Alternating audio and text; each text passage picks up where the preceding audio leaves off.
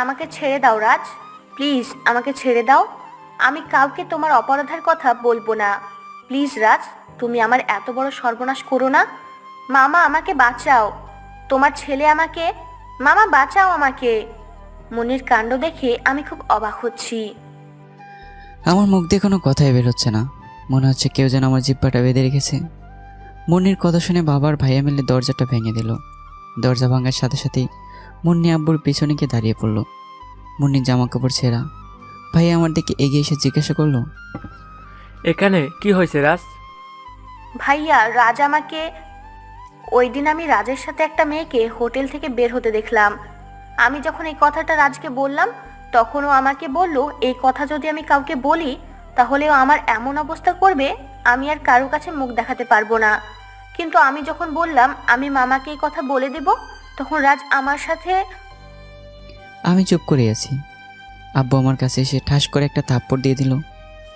তোর মতো ছেলের জন্মদাতা যে আমি, এটা ভেবেই লজ্জা লাগছে। সিরাজ, ছি, তুই এত নিচু মনের মানুষ? বিশ্বাস কর আব্বু, মুন্নি যা বলছে সব মিথ্যা। আমি এসব কিছুই করিনি। চুপ, একদম চুপ কর। আব্বু, আমি সত্যি কথা বলছি। ভাই এসে আমার বুকে লাথি দিল। তাল সামলাতে না পেরে আমি ফ্লোরে লুটিয়ে পড়লাম। তোকে আমি এত ভালোবাসতাম আর তুই আমার ভালোবাসার এই প্রতিদান দিলি?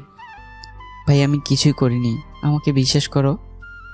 তোর মতো একটা চরিত্রহীনকে বিশ্বাস করব, যে নিজের হবু ভাবির সাথে? ছি!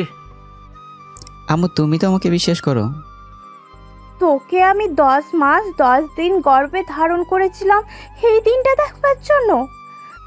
আম্মু আমি কিছুই করিনি। তুই ওই নোংরা মুখে আমাকে আম্মু বলে ডাকবি না।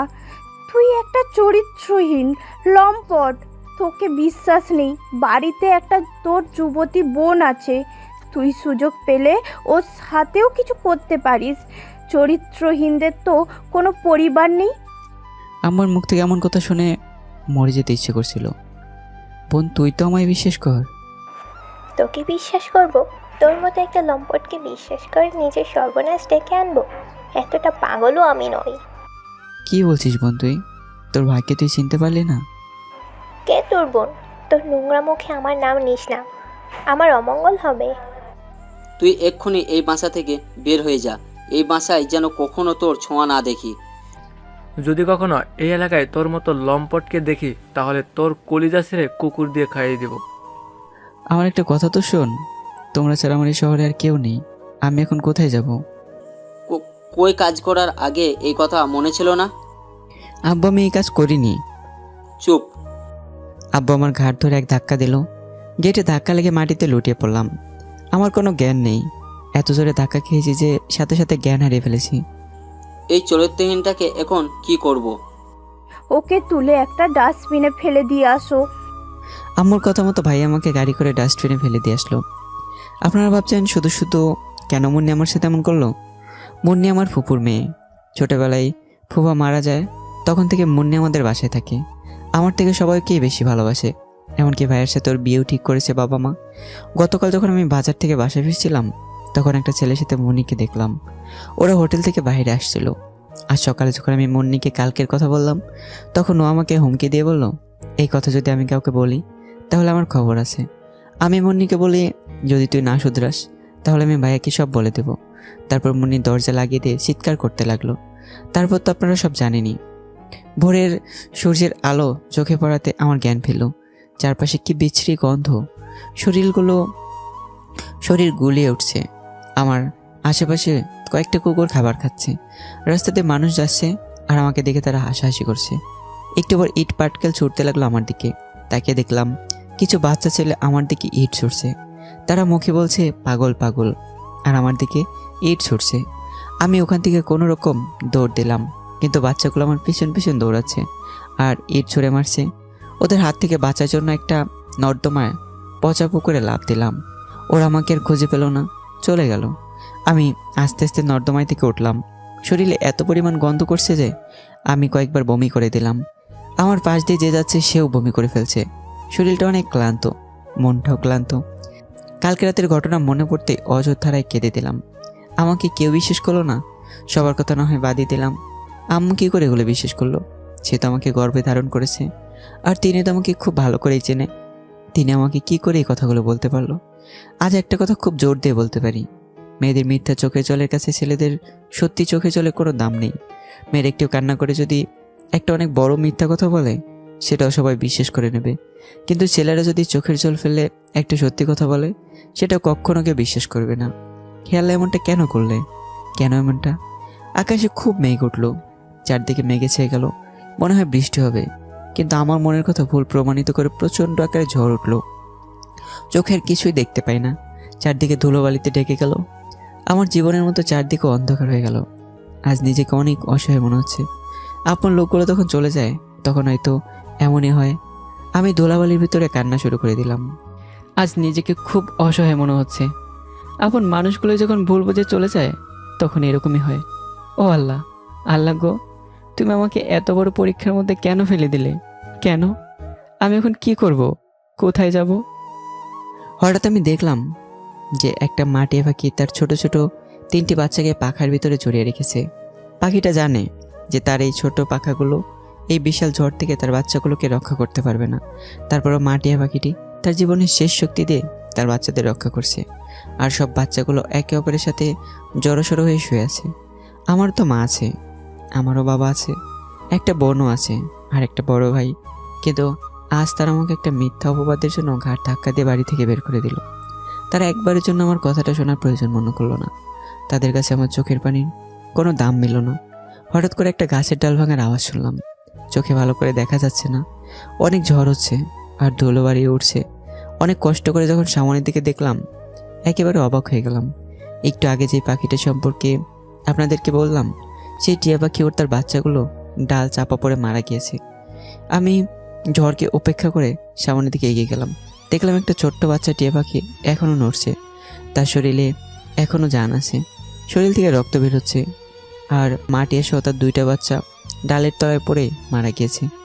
আমি বেঁচে থাকা টিয়া পাখিটাকে হাতে তুলে নিলাম। হঠাৎ আকাশ থেকে জোরে একটা শব্দ করে আগুনের দলা পড়ল। এটাকে আপনাদের এলাকায় কী নামে বলে কমেন্ট করে জানাবেন। আর এটাকে আমাদের এলাকায় বলা হয় ভাস্কা। আমি ভয়ে টিয়া পাখিটাকে নিয়ে দৌড় দিলাম। একটা পুরনো বাড়ি দেখতে পেলাম, কোনো মানুষের সারা শব্দ পেলাম না, হয়তো এখানে কেউ থাকে না। আমি বাড়িটার গেটের সামনে গিয়ে দাঁড়ালাম। গেটের উপরে ছাদ করা আছে। মুষলধারায় বৃষ্টি শুরু হলো। আমি আমার শার্টের একটা অংশ ছিঁড়ে পাখিটির ক্ষতস্থানে বেঁধে দিলাম। তারপর পাখিটাকে গেটের পাশে রেখে আমি বৃষ্টিতে ভিজার জন্য নিচে নেমে আসলাম। বৃষ্টির ফোঁটাগুলো খুব বড় বড় আর খুব জোরেই বৃষ্টি হচ্ছে। শরীর থেকে নর্দমার পচা গন্ধগুলো বৃষ্টির পানির সাথে ধুয়ে যাচ্ছে। আমি বৃষ্টিতে ভিজছি আর গতকালকের কথা মনে করছি। বৃষ্টির জলের সাথে চোখের পানিগুলো ঝরছে। শুধু আল্লাহ ব্যতীত এই চোখের পানিগুলো আর কেউ দেখতে পাচ্ছে না।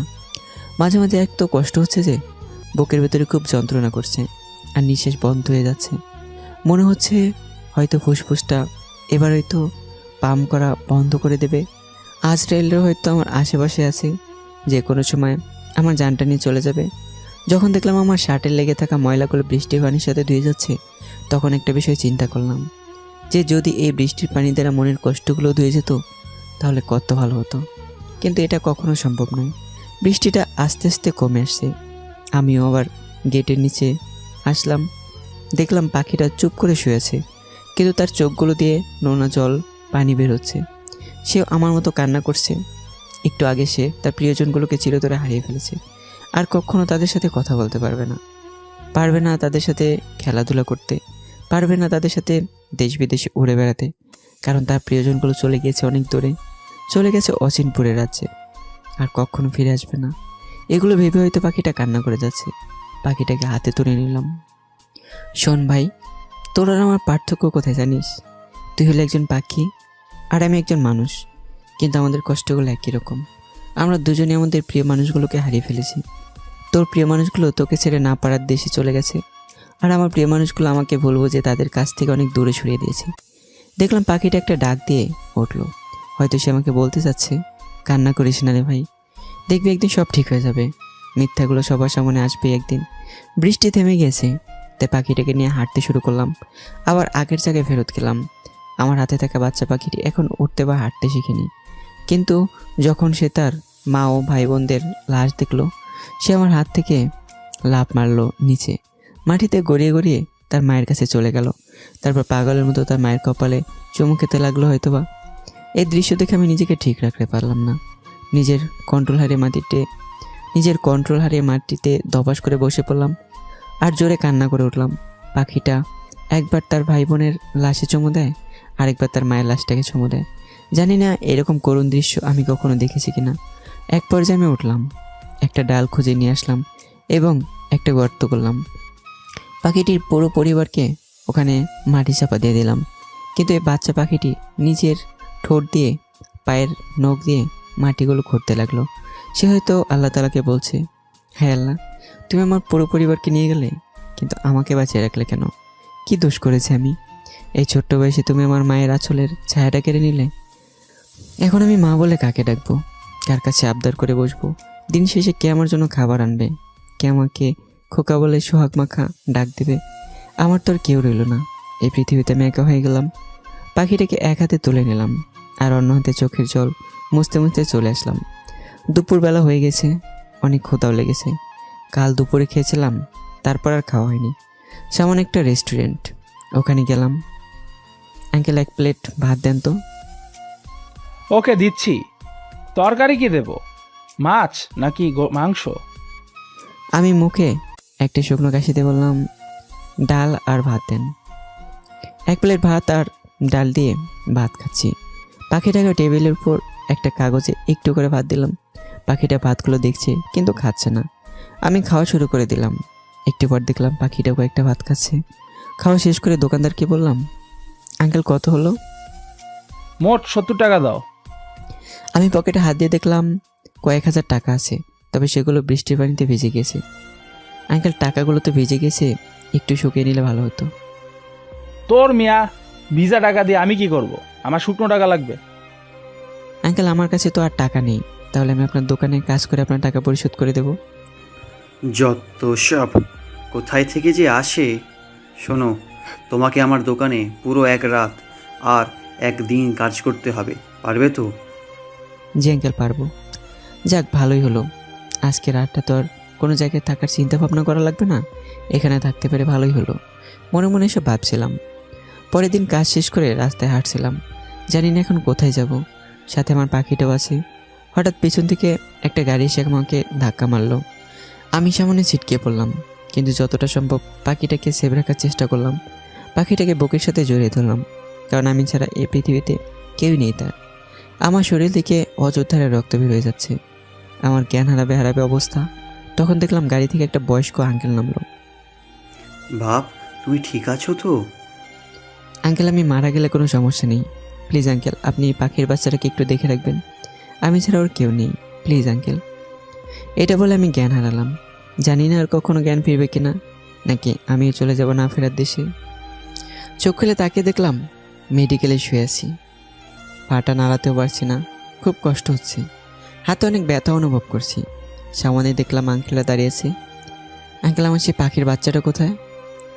বাপ, তুমি ঠিক আছো তো? তুমি বিশ্রাম নাও, তোমার পাখির বাচ্চা আমার কাছেই আছে। আমি এখানে কতক্ষণ আছি আঙ্কেল? কতক্ষণ নয়, তুমি এখানে 3 দিন আছো, আর আজ তোমার 3 দিন পর জ্ঞান ফিরল। কি 3 দিন পার? হুম। আঙ্কেল, আপনাকে অনেক ধন্যবাদ, আপনি আমাকে বাঁচিয়েছেন। আর আঙ্কেল, কত টাকা লেগেছে ডাক্তারের খরচ? বাবা, তুমি আমাকে ধন্যবাদ কেন দিচ্ছ? আমার দোষ ছিল, আসলে আমি গাড়ি কন্ট্রোল করতে পারি নাই। আচ্ছা বাবা, তোমার নাম কি? রাজ। ডাক্তার সাহেব, রাজ পুরোপুরি সুস্থ হয়ে উঠবে কবে? রাজের সুস্থ হতে প্রায় 1-2 মাস সময় লাগবে। এই কয়েকদিন ওর বিশ্রামের দরকার আছে। আচ্ছা রাজ, তোমার বাসা কোথায়? আমি চুপ করে আছি। চুপ করে কেন? আসলে আঙ্কেল, আমার বাসা নেই। কেন, কি হয়েছিল? আমি আঙ্কেলকে সব খুলে বললাম। আমার কথা শুনে আঙ্কেলের চোখে জল চলে আসলো। আচ্ছা বাবা, তুমি চিন্তা করো না, তুমি আমার কোম্পানিতে কাজ করো আর আমার বাসায় থেকো। আঙ্কেল, আপনাকে যে কি বলে ধন্যবাদ দিব, আমার সেই ভাষা জানা নেই। এতে ধন্যবাদের কি আছে? আচ্ছা শোনো রাজ, এই কার্ডটা রাখো। এটা কিসের কার্ড আঙ্কেল? এটা আমার বাড়ির ঠিকানা। আমার অফিসে কাজ আছে, তাই আমি এখানে থাকতে পারবো না। মাঝে মাঝে তোমার সাথে দেখা করতে আসবো, আর যখন তুমি সুস্থ হয়ে যাবে তখন এই ঠিকানায় চলে যেও। আচ্ছা ঠিক আছে আঙ্কেল। আস্তে আস্তে কেটে গেল প্রায় 1.5 মাস। এখন আমি প্রায় সুস্থ, হালকা হালকা ব্যথা আছে। আমি আঙ্কেলের দেওয়া ঠিকানায় পৌঁছে গেলাম। অনেক বড় একটা বাড়ি দেখতে পেলাম। আমি যখন গেট দিয়ে ঢুকবো তখন দুজন দারোয়ান আমাকে আটকে বলল, কাকে চাই? আসলে বাসার মালিক আমাকে আসতে বলেছেন। উনি আমাকে চেনেন। তা বললে তো হবে না, তুমি যাও, পরে আসবে, এখন স্যার বাসায় নেই। আচ্ছা ভাই ঠিক আছে। আঙ্কেল আসা পর্যন্ত আমি ওখানে ওয়েট করছি। ওই বেটা, তোকে পরে আসতে বললাম না? যা ভাগ এখন। ভাই এখানে দাঁড়িয়ে থাকলে সমস্যা কোথায়? দাঁড়া বেটা, তোর মজা দেখাচ্ছি। এটা বলে একটা ধাক্কা মারলো। আমি মাটিতে গিয়ে পড়লাম। আস্তে আস্তে উঠে আমি একটা জায়গায় গিয়ে বসলাম। রাত হয়ে যাচ্ছে, কিন্তু আঙ্কেল এখন আসছে না। অনেক রাতে একটা গাড়ির সাউন্ড শুনতে পেলাম। আমি দৌড়ে গাড়ির কাছে গিয়ে পৌঁছালাম। আঙ্কেল। আরে তুমি এখানে কখন এলে? এই তো সকালের দিকে এসেছি। তাহলে তুমি এখানে দাঁড়িয়ে কেন? আসলে আঙ্কেল গেটের দারোয়ানগুলো আমাকে ভিতরে ঢুকতে দিল না, তাই এখানে দাঁড়িয়েছি। কি? আঙ্কেল দারোয়ানকে জিজ্ঞেস করলো কেন ওরা আমাকে ভিতরে ঢুকতে দেয়নি। স্যার, এই লোকটা তো এখানে একটু আগেই আসলো আর সোজা ওখানে দাঁড়িয়ে থাকলো। আমি যখন ওনাকে জিজ্ঞাসা করলাম কাকে চাই, তখন উনি ধমক দিয়ে বললেন তুমি এখান থেকে চাও। এটা শুনে আমি তো অবাক হয়ে গেলাম। এই দারোয়ানটা কি বলছে? আঙ্কেল একবার আমার দিকে তাকিয়ে আমাকে সাথে করে বাড়ির ভিতরে ঢুকলো। বাইরের তুলনায় ভেতরটা অনেক সুন্দর, বাড়িটা অনেক বড়। ভেতরে একজন ভদ্রমহিলাকে দেখলাম। আমাকে দেখে ভদ্রমহিলা বলে উঠলো, তুমি কাকে সাথে করে নিয়ে এসেছো? কে এটা? ওর নাম হলো রাজ। আমি তোমাকে বলেছিলাম না যে সেই দিন একটা ছেলের সাথে আমার অ্যাক্সিডেন্ট হয়েছিল? এই হলো সেই ছেলেটা। ও, তার মানে এই হলো সেই শয়তান ছেলেটা যার জন্য এতদিন তুমি টাকা খরচ করেছিলে? ও সীমা, তুমি কি বলছো এটা? আমি কিছু বললেই দোষ। আর ওর পেছনে টাকা খরচ করেও হয়নি, এখন তুমি একে বাসায় কেন আনছো? আসলে ওর কেউ নেই, তাই ও এই বাসাতে থাকবে আর আমার অফিসে চাকরি করবে। কি? এই ছেলেটা আমাদের বাসায় থাকবে? তুমি কি ভুলে গিয়েছো যে তোমার একটা যুবতী মেয়ে আছে? না, ভুলিনি। আর জান্নাত তো এখন বিদেশে আছে, ও এখানে থাকলে সমস্যা কোথায়? সমস্যা কোথায় মানে? জান্নাত তো সামনের মাসে বাড়ি আসবে, আর এই ছেলেটাকে দেখো কেমন যেন লুচ্চে টাইপের। আমার তো খুব ভয় হচ্ছে জান্নাতের সাথে আবার কিছু না করে ফেলে। কথাগুলো শুনে চোখের কোণে জল চলে আসলো। হ্যাঁ, এটা তো সত্যি কথা। যেখানে নিজের বাবা মা আমাকে বিশ্বাস করেনি, সেখানে অন্য কেউ কী করে আমাকে বিশ্বাস করবে? তুমি চুপ করো, ও এখানেই থাকবে, এটা আমার শেষ কথা। এই রামু, রাজকে ওর রুমটা দেখিয়ে দে। এটা বলে আঙ্কেল চলে গেল। তোকে তো আমি পরে দেখে নেব। আমি মাথাটা নিচু করে ওখানে দাঁড়িয়েছি। মনের ভেতরে একটু ভয়ও কাজ করছে।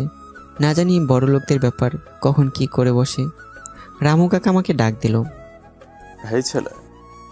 জি কাকা, আমি আপনার ছেলের মতোই, তাই আপনি আমাকে নাম ধরে ডাকবেন। আমার নাম রাজ। তোমার মতো আমারও একটা ছেলে ছিল, ওর এই রোগ হয়েছিল। ডাক্তার সাহেব বলেছিল অপারেশন করলে ভালো হয়ে যাবে, কিন্তু অপারেশন করতে 1 লক্ষ টাকা লাগবে। আমি তো গরিব মানুষ, এত টাকা কোথায় পাবো বাপ? সাহেব আঙ্কেল কেউ বাড়িতে ছিলেন না, ওনারা বিদেশে ছিলেন।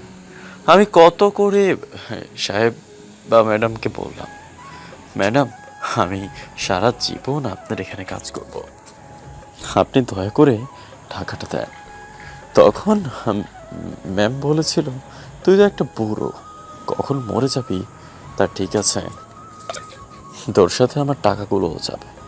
আমি ম্যাম সাহেবের পাও ধরেছিলাম, কিন্তু উনি আমাকে টাকাগুলো দেননি। আসলে উনি আমার বাবার বয়সী। আমি চুপ করে আছি। আসো বাবা, আমি তোমাকে তোমার রুম দেখিয়ে দিই।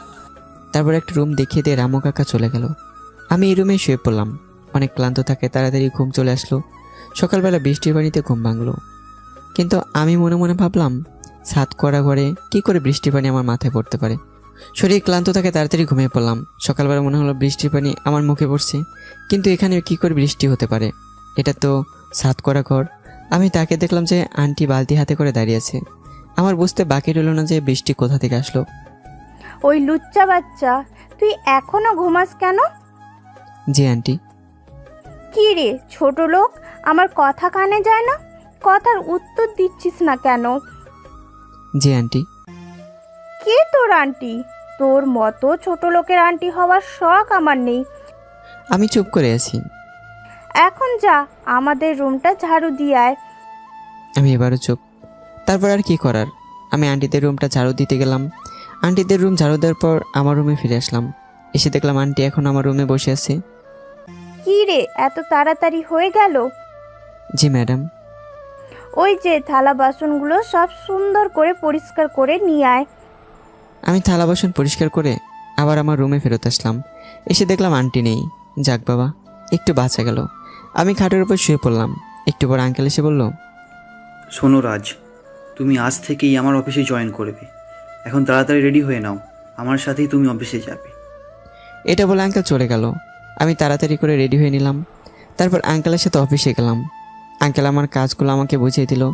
তারপর মনোযোগ দিয়ে কাজে লেগে পড়লাম। পিয়ন এসে আমাকে বলল, স্যার আপনাকে ডাকছে। আচ্ছা ঠিক আছে, তুমি যাও, আমি আসছি। একটু পর আঙ্কেলের রুমের সামনে গেলাম। আঙ্কেল আসতে পারি? রাজ, ভিতরে এসো, বসো। আমি একটা বিষয় চিন্তা করছি। কি বিষয় আঙ্কেল? তুমি তো এবার ইন্টার সেকেন্ড ইয়ারে পড়ো, তাই না? জি আঙ্কেল, পড়তাম, এখন পড়ি না। শোনো, আমি একটা বুদ্ধি বের করেছি। কি বুদ্ধি আঙ্কেল? তুমি আমাদের এখানে একটা কলেজে ভর্তি হও। তাহলে অফিসের কাজ? তুমি সকাল থেকে দুপুর পর্যন্ত কলেজে থাকবে, আর দুপুরে লাঞ্চ করে অফিসে আসবে। এখানে তুমি রাত্রিবেলা পর্যন্ত থাকবে, তারপর বাসায় যাবে। আপনি যেটা ভালো মনে করেন। তাহলে এখন চলো। কোথায় আঙ্কেল? আরে কলেজে। আচ্ছা ঠিক আছে, চলেন। তারপর আঙ্কেল ম্যানেজারকে সব দায়িত্ব দিয়ে চলে আসলো। কলেজে এসে পৌঁছালাম। কলেজটা বেশ বড়, চারপাশে গাছপালা আছে। কলেজের পাশ দিয়ে একটা নদীও আছে। খুব সুন্দর পরিবেশ। চলো প্রিন্সিপালের রুমে যাই। জি চলেন আঙ্কেল। তারপর প্রিন্সিপাল স্যারের রুমে গিয়ে সব কথাবার্তা বলে আসলাম। উনি আমাকে সামনের মাসের 1 তারিখ থেকে কলেজে আসতে বললেন। তারপর আমি আর আঙ্কেল বাসায় চলে আসলাম। আমি ফ্রেশ হয়ে এসে রুমে রেস্ট নিচ্ছি। এমন সময় আন্টি রুমে আসলো। কি রে, তুই নাকি কলেজে ভর্তি হয়েছিস? আমি এবার চুপ করে আছি। সালা ছোট লোকের বাচ্চা কোথাকার, তোর শখ কত রে? বাড়িতে জায়গা দিলাম, অফিসে চাকরি দিলাম, আবার কলেজেও পড়তে চাস? তোর মতো ছোট লোক আমি জীবনেও দেখিনি। তোর কলেজ যাবা আমি বের করছি। তারপর আন্টি চলে গেল। দিনটা কেটে গেল। রাতের বেলা খাবার খেয়ে ঘুমিয়ে পড়লাম। সকালবেলা দেখছি আন্টি আমার চুল ধরে টানছে। ওই ছোট লোক, ওঠ বলছি, ওঠ। আমি তাড়াতাড়ি করে উঠে বললাম, জি ম্যাডাম। ওই ছোট লোকের বাচ্চা, কয়টা বাজে ঘড়ি দেখেছিস? জি ম্যাডাম। জি। আমার ঘর পরিষ্কার করবে কে? থালা বাসন পরিষ্কার করবে কে? এগুলো কি তোর বাপ করবে? সালা লুচ্চার বাচ্চা, যা তাড়াতাড়ি গিয়ে কাজ কর। আমি তাড়াতাড়ি করে উঠে ঘর ঝাড়ু দিতে লাগলাম। তারপর থালা বাসন পরিষ্কার করলাম। এভাবে চলে যাচ্ছিল আমার দিনগুলো। দেখতে দেখতে সামনের মাসের 1 তারিখ চলে আসলো। সকালে উঠে কাজগুলো শুরু করলাম। তারপর কলেজে গেলাম। কলেজে আজ প্রথম দিন। জানি না কেমন হবে। শুনেছি শহরের কলেজগুলোতে র্যাগিং হয়, জানি না আমার সাথেও হয় নাকি। কলেজে ঢুকছি এমন সময় পিছন থেকে একজন ডাক দিল। পিছন ফিরে দেখলাম 10 থেকে 12 জন মেয়ে দাঁড়িয়ে আছে। আমাকে কিছু বলছেন আপু? তুই ছাড়া এখানে আর কে আছে? জি বলেন। তুই কি এই কলেজে নতুন এসেছিস? জি আপু। শোন, এখানে সব কিছু আমার কথায় চলে। এখন থেকে আমার সাথে দেখা হলে আমাকে সালাম দিবি, বুঝলি? ঠিক আছে আপু। আর হ্যাঁ শোন, আরশি বলে একটা মেয়ে আছে, ওর সাথে কখনো যেন কথা বলবি না। ঠিক আছে আপু। চলে আসছিলাম। তাই তোকে আমি যেতে বলেছি? জি না। তাহলে চলে যাচ্ছিস কেন? আমি চুপ হয়ে আছি। এখন যা। ওখান থেকে চলে আসলাম। একটু দূর আসার পর আবার একজন ডাক দিল। পিছন ফিরে যা দেখলাম, তা দেখে তো পুরোই অবাক হয়ে গেলাম। আবার একটা মেয়েদের গ্যাং। এই গ্যাংয়ের লিডার আগের মেয়েটা, কিন্তু এই মেয়েটা তো একটু দূরে ছিল। এত তাড়াতাড়ি এখানে আসলো কি করে? আমাকে ডাকছেন আপু? না, আমি ডাকছি। আমি চুপ। তুই অহনাদের সাথে কথা বলছিলিস কেন? অহনা আবার কে? আমি তো আপনার সাথে কথা বলছিলাম। ঠাস করে একটা থাপ্পড় দিয়ে বলল, প্রেম করছিলিস অহনার সাথে, আবার বলছিস তুই অহনাকে চিনিস না? আপু আপনার এত কথা ভুল হচ্ছে। আমি নতুন কলেজে আসলাম, কলেজে এসে শুধু একটা আপুর সাথে কথা বলেছি। ওই শালা, ওর নামই অহনা। ও শোন, এখন থেকে আমার সাথে দেখা হলে সালাম দিবি, বুঝলি? আমি হলাম এই কলেজের ডন। এখন যা, ভাগ। আমি ক্লাসরুমে ঢুকলাম। ক্লাস করার পর যখন কলেজ থেকে বের হব, ঠিক তখন আগের মেয়েটা মানে অহনা আমাকে ডাক দিল। ঠাস করে একটা থাপ্পড় বসে দিল। আমি গালে হাত দিয়ে দাঁড়িয়েছি, কিছুই বুঝতে পারছি না। অহনা আমাকে মারলো কেন? এই, তোকে বলেছিলাম না আরশির সাথে কথা বলবি না? আমি তো কারোর সাথে কথা বলিনি। তাহলে এটা কি হচ্ছে? আর এই অহনা মেয়েটা দুইটা কি করে হচ্ছে? একটু আগে এই মেয়েটাকে এক জায়গায় দেখলাম, আবার একটু পর এই মেয়েটাকে আরেক জায়গায় দেখছি। না, মাথাটা হয়তো এবার খারাপ হয়ে যাবে। আমি তো কিছুই বুঝতে পারছি না, এটা কি হচ্ছে? আমি তো আপনার সাথে ছাড়া কারোর সাথে কথা বলিনি, তাহলে আরশির সাথে কি করে কথা বলবো? আমি তো কারোর সাথেই কথা বলিনি, তাহলে এটা কি হচ্ছে? আর এই অহনা মেয়েটা দুইটা কি করে হচ্ছে? একটু আগেই তো এক জায়গায় দেখলাম, আবার একটু পর আরেক জায়গায় দেখছি। না, মাথাটা হয়তো এবার খারাপ হয়ে যাবে। আমি তো কিছুই বুঝতে পারছি না, এটা কি হচ্ছে? আচ্ছা, আমি কি আপনাকে একটা কথা জিজ্ঞেস করতে পারি? না, তুই এখন আমার চোখের সামনে থেকে সরে যা, নয়তো তোকে কেলিয়ে না তোর হাড় ভেঙে দিব। আমি কোনো কথা না বলে বাসায় চলে আসলাম। বাসায় আসার পর রুমে যখন ঢুকতে যাব, তখন আমার কানে আসলো, ওই ছোট লোকের বাচ্চাটা আমাদের এখানে খাচ্ছে আর ঘুরে বেড়াচ্ছে। আজ আসুক, এমন মজা দেখাবো জীবনেও কখনো ভুলবে না। আমি চুপচাপ ঘরে ঢুকলাম। ওই ছোট লোক, কোথায় গিয়েছিলি? কলেজে গিয়েছিলাম ম্যাডাম। ছোট লোকের বাচ্চা, কলেজে গিয়ে বসেছিলি? আর এই বাসার কাজগুলো কি তোর বাপ করবে? আমি এখনই করে দিচ্ছি। শোন, আমার বাথরুমটা আগে পরিষ্কার করে দে, তারপর বাকি কাজ করবি। ঠিক আছে আন্টি। শার্টটা খুলে একটা পুরাতন টি শার্ট পরলাম। তারপর আন্টির বাথরুম পরিষ্কার করে দিলাম, সব ঝাড়ু দিয়ে দিলাম। তারপর গোসল করে একটু বিশ্রাম নিচ্ছিলাম, এমন সময় রুমে আন্টি আসলো। ওই ছোট লোকের বাচ্চা, তুই কাজের ফাঁকি মারছিস? ম্যাডাম, সব কাজ হয়ে গিয়েছে। ওই বাজার কে করে নিয়ে আসবে, তোর বাপ? সরি ম্যাডাম, আমি এখনই যাচ্ছি। তারপর বাজার থেকে বাজার করে নিয়ে আসলাম। বাজারটা রামু কাকাকে দিয়ে আমি রুমে চলে আসলাম। দুপুরে লাঞ্চ করে অফিসে চলে গেলাম। অফিস শেষ করে বাসায় আসলাম। বাসায় এসে ডিনার করে ঘুমিয়ে পড়লাম। এভাবে দিন কাটছিল। হঠাৎ একদিন কলেজে যাচ্ছে এমন সময় পিছন থেকে কেউ একজন ডাক দিল। আমি পিছন ফিরে দেখলাম অহনা। অহনা আমার সামনে গাড়ি নিয়ে এসে দাঁড়ালো। এই, কোথায় যাচ্ছিস? কলেজে যাচ্ছি। গাড়িতে উঠে আয়। না থাক, আমি হেঁটেই চলে যাব। যেটা বললাম সেটা কর। আমি গাড়িতে উঠে বসলাম। অহনা গাড়ি স্টার্ট করলো। কিছু দূর যাওয়ার পর, আচ্ছা, তুই অহনার পাশে পাশে সবসময় ঘুরঘুর করিস কেন? তোকে না নিষেধ করছিলাম ওই শয়তান অহনার সাথে কথা বলা? তো দূরে থাক, ওর দিকে তাকাপিও না। আরে আপনি কি বলছেন? নিজে নিজেকে শয়তান বলছেন? আমি কেন নিজেকে নিজে শয়তান বলবো? আমি অহনাকে বলছি। আরে আপনিই তো অহনা। চুপ, আমি আরশি। মানে আপনি আরশি হবেন কেন? আপনি তো অহনা। চুপ শালা, আমরা যমজ দুই বোন, আর আমি আরুষি। ও, এবার বল, অহনার সাথে তোর অত ভাব কেন? কই? কই মানে?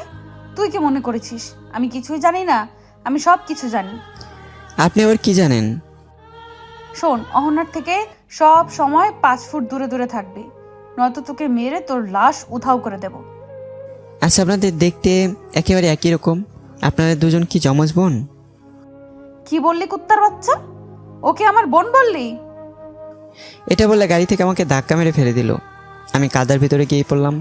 প্যান্ট আবার শার্টে অনেক কাদা লেগে গিয়েছে, হাতে চোটও লেগেছে। আমি কাদার ভেতর থেকে উঠলাম। পকেট থেকে রুমাল বের করে প্যান্ট আর শার্টের কাদাগুলো মুছে নিচ্ছিলাম। প্যান্ট আর শার্ট অনেকটাই ভিজে গিয়েছে। আমি ভিজা প্যান্ট আবার শার্ট পরে চলে গেলাম কলেজে। কলেজে ঢোকার পর সবাই আমার দিকে হা করে তাকিয়ে আছে। পিছন থেকে কে যেন আমার শার্টের কলার চেপে ধরে ঠাস ঠাস করে একটা থাপ্পড় বসিয়ে দিল। থাপ্পড় খাওয়ার পর আমি মাথা তুলে দেখলাম এটা অহনা। এটা অহনা বলে ভুল হবে, কারণ আমি তো কনফিউজ, এটা অহনা নাকি আরশি। এই তোকে বলছিলাম আর সেদিকে কখনো ভুল করেও তাকাবি না। আর তুই আজ ওর গাড়ি চড়ে কলেজে এসেছিস? ও, তার মানে এটা অহনা। আমার কোনো দোষ নেই, ও আমাকে জোর করে গাড়িতে তুলেছিল, ঠাস ঠাস করে আবার থাপ্পড় বসিয়ে দিল। শালা কুত্তা, মিথ্যা কথা বলা কই থেকে শিখছস? আমি সত্যি কথা বলছি। অহনা আমাকে আবার থাপ্পড় দেওয়ার জন্য যখন হাত উপরে তোলে, তখন একটা ছেলে এসে ওর হাত ধরে ফেলে। তুই একজন মেয়ে হয়ে একটা ছেলের গায়ে হাত তুলছিস? তোর লজ্জা করে না? কে রে তুই? আর তোর সাহস তো কম নয়, তুই অহনার হাত ধরিস? এখন শুধু হাত ধরছি, এরপর যদি কোনো ছেলের গায়ে হাত তুলিস তাহলে তোর হাত ভেঙে দেব। তোর এত বড় সাহস, তুই আমাকে হুমকি দিস? তোকে তো আমি আজই কলেজ থেকে ঘাট ধাক্কা দিয়ে বের করে দেব। যদি পারিস করে দেখা। তুই জানিস না আমার বাবা এই কলেজের প্রিন্সিপাল। তোর বাবা যাই হোক না কেন, তাতে আমার কোনো কিছু যায় আসে না। তুই যা করতে পারিস করে দেখা। এই বলে ছেলেটা আমার হাত ধরে ওখান থেকে নিয়ে চলে আসলো। একটা গাছের নিচে এসে বসলাম দুজন। তোমার নাম কি? হাসান মাহমুদ রাজ, সব আমাকে রাজ বলেই ডাকে। আচ্ছা, আমরা কি বন্ধু হতে পারি? আমার মধ্যে একটা গরিবের সাথে আবার কেন বন্ধুত্ব করতে যাচ্ছেন? বন্ধুত্ব কখনো ধনী গরিব দেখে হয় না, বন্ধুত্ব মন থেকে হয়। এটা বলে আমার দিকে হাত বাড়ালো। আমি ওর হাতের সাথে হাত মিলালাম। আমার নাম সাকিব, আমি এই কলেজে আজ প্রথম আসলাম। আমিও কয়েকদিন আগে এই কলেজে ভর্তি হয়েছি।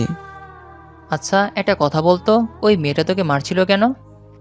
ওই মেয়েটা আমাকে একটা মেয়ের সাথে কথা বলতে নিষেধ করেছিল। আসল বিষয় হলো ওই মেয়েটার নাম অহনা, আর এই মেয়েটা আমাকে যার সাথে কথা বলতে নিষেধ করেছিল তার নাম হলো আরশি। ওরা দুজনে যমজ বোন, কিন্তু ওদের দুজনের ভিতরে সাপ নেউলের মতো সম্পর্ক। অহনা আরশিকে সহ্য করতে পারে না, আর আরশি অহনাকে সহ্য করতে পারে না।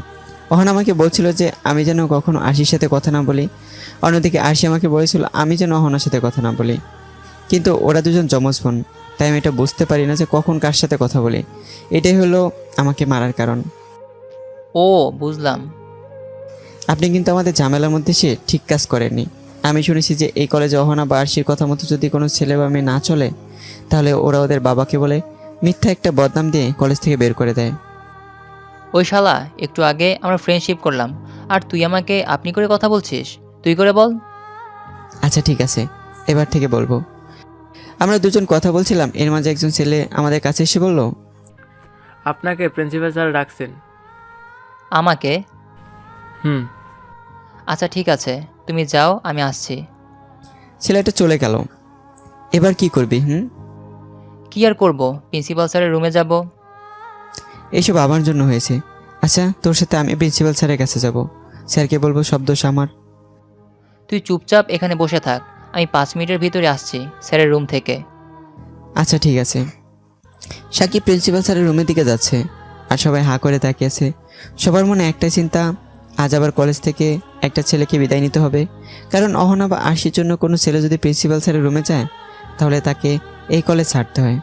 সাকিব স্যারের রুমে প্রবেশ করলো। আরে সাকিব, তুমি? জি স্যার, আমি। তোমার নামে কি অহনা আমার কাছে অভিযোগ করেছে? জি স্যার, কিন্তু এটা মিথ্যা অভিযোগ। আর অহনা বা আরশির কারণে আপনি এই কলেজ থেকে যে ছেলেগুলোকে তাড়িয়ে দিয়েছেন, তারা সবাই নির্দোষ ছিল। অহনা বা আরশির কথা যারা শোনে না, তাদের নামে ওরা মিথ্যা অভিযোগ দিয়ে কলেজ থেকে বের করে দেয়। কি? ওরা দুজন এসব করে? ওদেরকে আমি এখনই ডেকে পাঠাচ্ছি, তুমি এখন যাও বাবা।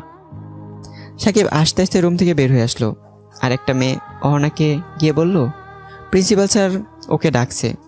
অহনা যখন স্যারের রুমে যায়, আমাকে ডেকেছো বাবা? ঠাস ঠাস করে অহনার গালে একটা কষে থাপ্পড় দেয় প্রিন্সিপাল স্যার। ছি ছি ছি ছি ছি ছি ছি ছি ছি, আমার ভাবতেও লজ্জা লাগছে যে তুমি আমার মেয়ে। অহনা এখনো বুঝতে পারছে না প্রিন্সিপাল স্যার ওকে থাপ্পড় কেন দিল। কি হয়েছে বাবা, আমি কি করলাম? কি করেছো এটা আবার আমাকে জিজ্ঞাসা করছো? তুমি মিথ্যা অভিযোগ দিয়ে কলেজের ছাত্রদের কলেজ থেকে বের করে দাওনি বলো? আমার ভাবতেও ঘৃণা হচ্ছে যে তুমি এমনটা করতে পারো। বাবা আমি জাস্ট শাট আপ, একটাও কথা বলবে না তুমি। এরপর যদি তোমার নামে এমনটা শুনি তাহলে তোমাকে কলেজ থেকে বের করে দেবো। যাও এখান থেকে। অহনা প্রিন্সিপাল স্যারের রুম থেকে বের হয়ে আসলো। চোখ দুটো লাল হয়ে আছে, রাগে গড়গড় করছে। অহনা যখন প্রিন্সিপাল স্যারের রুম থেকে বের হয়ে একটা গাছের নিচে একা একা বসেছিল, একটু বড়ক্ষণ আরশি ও তার বান্ধবীরা আসলো। ও দেখ, আজ মনে হয় ওর গালে কেউ কিস করেছে। তা তো করবেই, কলেজের ফেমাস মেয়ে বলে কথা। আরে কিস নয়, প্রিন্সিপাল স্যার ওকে একটু আদর করেছে। আমার তো মনে হয় ও কোনো ছেলের সাথে কিছু করতে গিয়ে ধরা পড়ে গিয়েছিল, তাই ওকে একটু আদর করেছে। অহনা এতক্ষণ দাঁড়িয়ে দাঁড়িয়ে ওদের কথা শুনছিল। আর এই কথা শোনার পর অহনা আর ঠিক থাকতে পারলো না। ঠাস করে আরশির গালে একটা থাপ্পড় বসিয়ে দিল। আরশি থাপ্পড় খেয়ে পড়ে যেতে যাচ্ছিল। দিশা ওকে ধরে নিল। এই শালা কুত্তার বাচ্চা, তোর এত বড় সাহস, তুই আমার গায়ে হাত তুলিস? আজ তোকে মেরেই ফেলবো। এই তোরা দাঁড়িয়ে কি দেখছিস? ওর হাতটা চেপে ধর। সাথে সাথে সবাই মিলে অহনার হাত পা চেপে ধরল। আরশি অহনার গালে একের পর এক থাপ্পড় দিতে লাগলো। তারপর ওরা সবাই মিলে অহনাকে লাথি মারতে লাগলো। অনেকক্ষণ মারার পর ওরা সবাই অহনাকে ওখানে রেখেই চলে গেল। এই তাড়াতাড়ি সবাই চল তো। আখি ও তার বান্ধবীরা তাড়াতাড়ি অহনার কাছে পৌঁছালো। অহনার অবস্থা অনেকটাই খারাপ, অনেক জায়গায় কেটে গিয়েছে, রক্ত বেরোচ্ছে। অহনা কথা বলতে পারছে না। সবাই মিলে ওকে ধরে মেডিকেলে নিয়ে যায়। ডাক্তার সাহেব ওর চিকিৎসা করতে লাগে। 2-1 ঘন্টা পর অহনার বান্ধবীরা অহনার রুমে ঢোকে। এতক্ষণ ওরা বাইরে বসেছিল। ডাক্তার ওদের ভিতরে যেতে নিষেধ করেছিল। অহনা, তোর এই অবস্থা কে করেছে? মিম, আমার মনে হয় এটা আরসিদের কাজ, ওরাই এটা করেছে। অহনা চিৎকার করে বলে উঠল, ওই আরশির আমি এমন হাল করব যে কখনো কারো কাছে মুখ দেখাতে পারবে না। ওর সাহস কত বড়, অহনার গায়ে হাত তোলে। ওর হাত যদি আমি কেটে নিতে না পারি না, তাহলে আমার নাম অহনা নয়। আমি একজনকে চিনি, ও টাকার বিনিময়ে সব কিছু করতে পারে। কে ওই লোক? ওকেই তো আমার দরকার। আমার কাছে ওর নাম্বার আছে। তাহলে এক্ষুনি ফোন দে। 2-1 বার রিং হওয়ার পর ফোনটা ধরলো একজন। হ্যালো, আপনি কি জনি মাস্তান বলছেন? আপনি কে বলছেন? আমাকে আপনি চিনবেন না। অহনা আখির হাত থেকে ফোনটা নিল। শুনেন, আপনার জন্য একটা কাজ আছে। কি কাজ? আমি শুনেছি আপনি নাকি টাকার বিনিময়ে সবকিছু করেন। করি। তাহলে শোনেন, আপনাকে একটা মেয়ের ধর্ষণ করতে হবে আর ওর ডান হাতটা কেটে দিতে হবে। পারবেন করতে? এটা তো আমার প্রতিদিনের কাজ। কত টাকা লাগবে? 50,000, 25 অ্যাডভান্স আর 25 কাজ শেষে। আচ্ছা ঠিক আছে, আমি কালকেই 25,000 পাঠিয়ে দেব।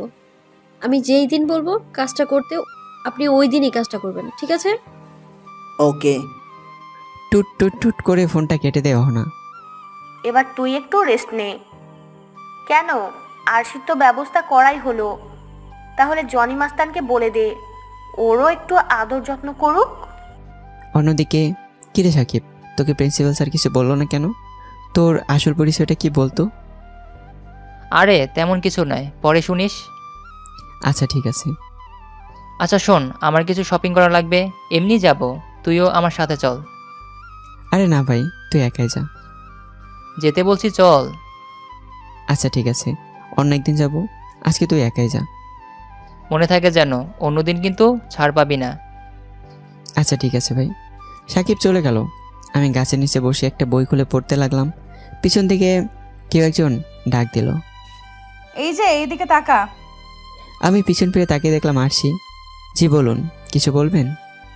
ওলে আমার ভদ্র, শোন, তোর মালটাকে আজ আচ্ছা কেলানি দিয়েছি। আমার মাল মানে? আপনি কার কথা বলছেন? ওরে ন্যাকামো, কিচ্ছু জানো না বুঝি? আপনি ভালো করে বললে তবেই তো বুঝতে পারবো। অহনার কথা বলছি। আজ এমন কেলানি দিয়েছি বাপের জন্মেও ভুলবে না। ও তোকেও কয়টা দেবো নাকি? খেয়ে দেখ কেমন লাগে। না থাক। শোন, এই কলেজের বস হলাম আমি।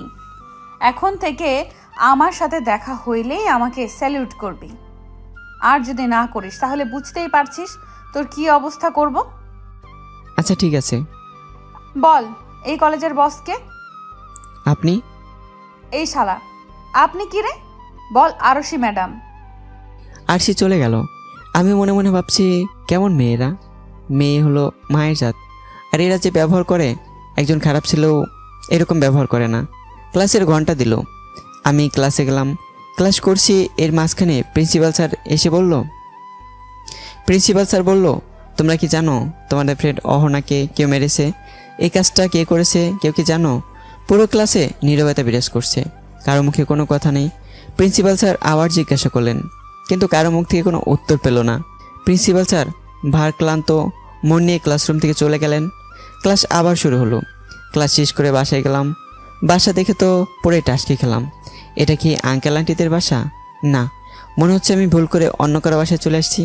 কিন্তু যার বাসায় হোক না কেন, বাসাটা খুব সুন্দর। কিন্তু একটু ভালো করে দেখলাম যে রামু কাকা বাইরে দাঁড়িয়ে আছে। আমি আস্তে আস্তে রামু কাকার কাছে গেলাম। রামু কাকা, বাসার এই অবস্থা কেন? এত সুন্দর করে সাজাচ্ছে, বিশেষ কোনো ব্যাপার আছে নাকি? আসলে বিদেশ থেকে আজ ছোট ম্যাম সাহেব আসছে, তাই সব কিছু এত সুন্দর করে সাজাচ্ছে। ও, আমি ঘরের ভেতরে ঢুকতে গেলাম, কিন্তু রামু কাকা আমাকে বাধা দিল। কি হলো কাকা, ঘরে ঢুকতে নিষেধ করছেন কেন? ম্যাডাম বলেছে এখন ঘরে কেউ প্রবেশ করবে না, আগে ম্যাম সাহেব ঢুকবেন তারপরে প্রবেশ করবে লোক। আচ্ছা ঠিক আছে। একটু পর আন্টি আসলো। ওই শোন, আমাদের সাথে তুই এয়ারপোর্টে যাবি। আচ্ছা ঠিক আছে ম্যাডাম। শোন, দুপুরবেলায় লাঞ্চ করে রেডি হয়ে নিবি। ওকে। তারপর দুপুরে লাঞ্চ করে আমি রেডি হয়ে নিলাম। আন্টি ড্রাইভার গাড়ি বের করলো। আমরা এয়ারপোর্টে পৌঁছে গেলাম। এয়ারপোর্টের বাইরে আমরা অপেক্ষা করছি। একটু পর সুন্দর একটা মেয়েকে দেখতে পেলাম। মেয়েটা আমার দিকেই আসছে। তারপর আন্টিকে জড়িয়ে ধরলো। এটাই মনে হয় জান্নাত। তারপর আন্টিকে আমার বিষয়ে জিজ্ঞেস করলো। আন্টি মেয়েটার কানে কানে কি যেন একটা বলল।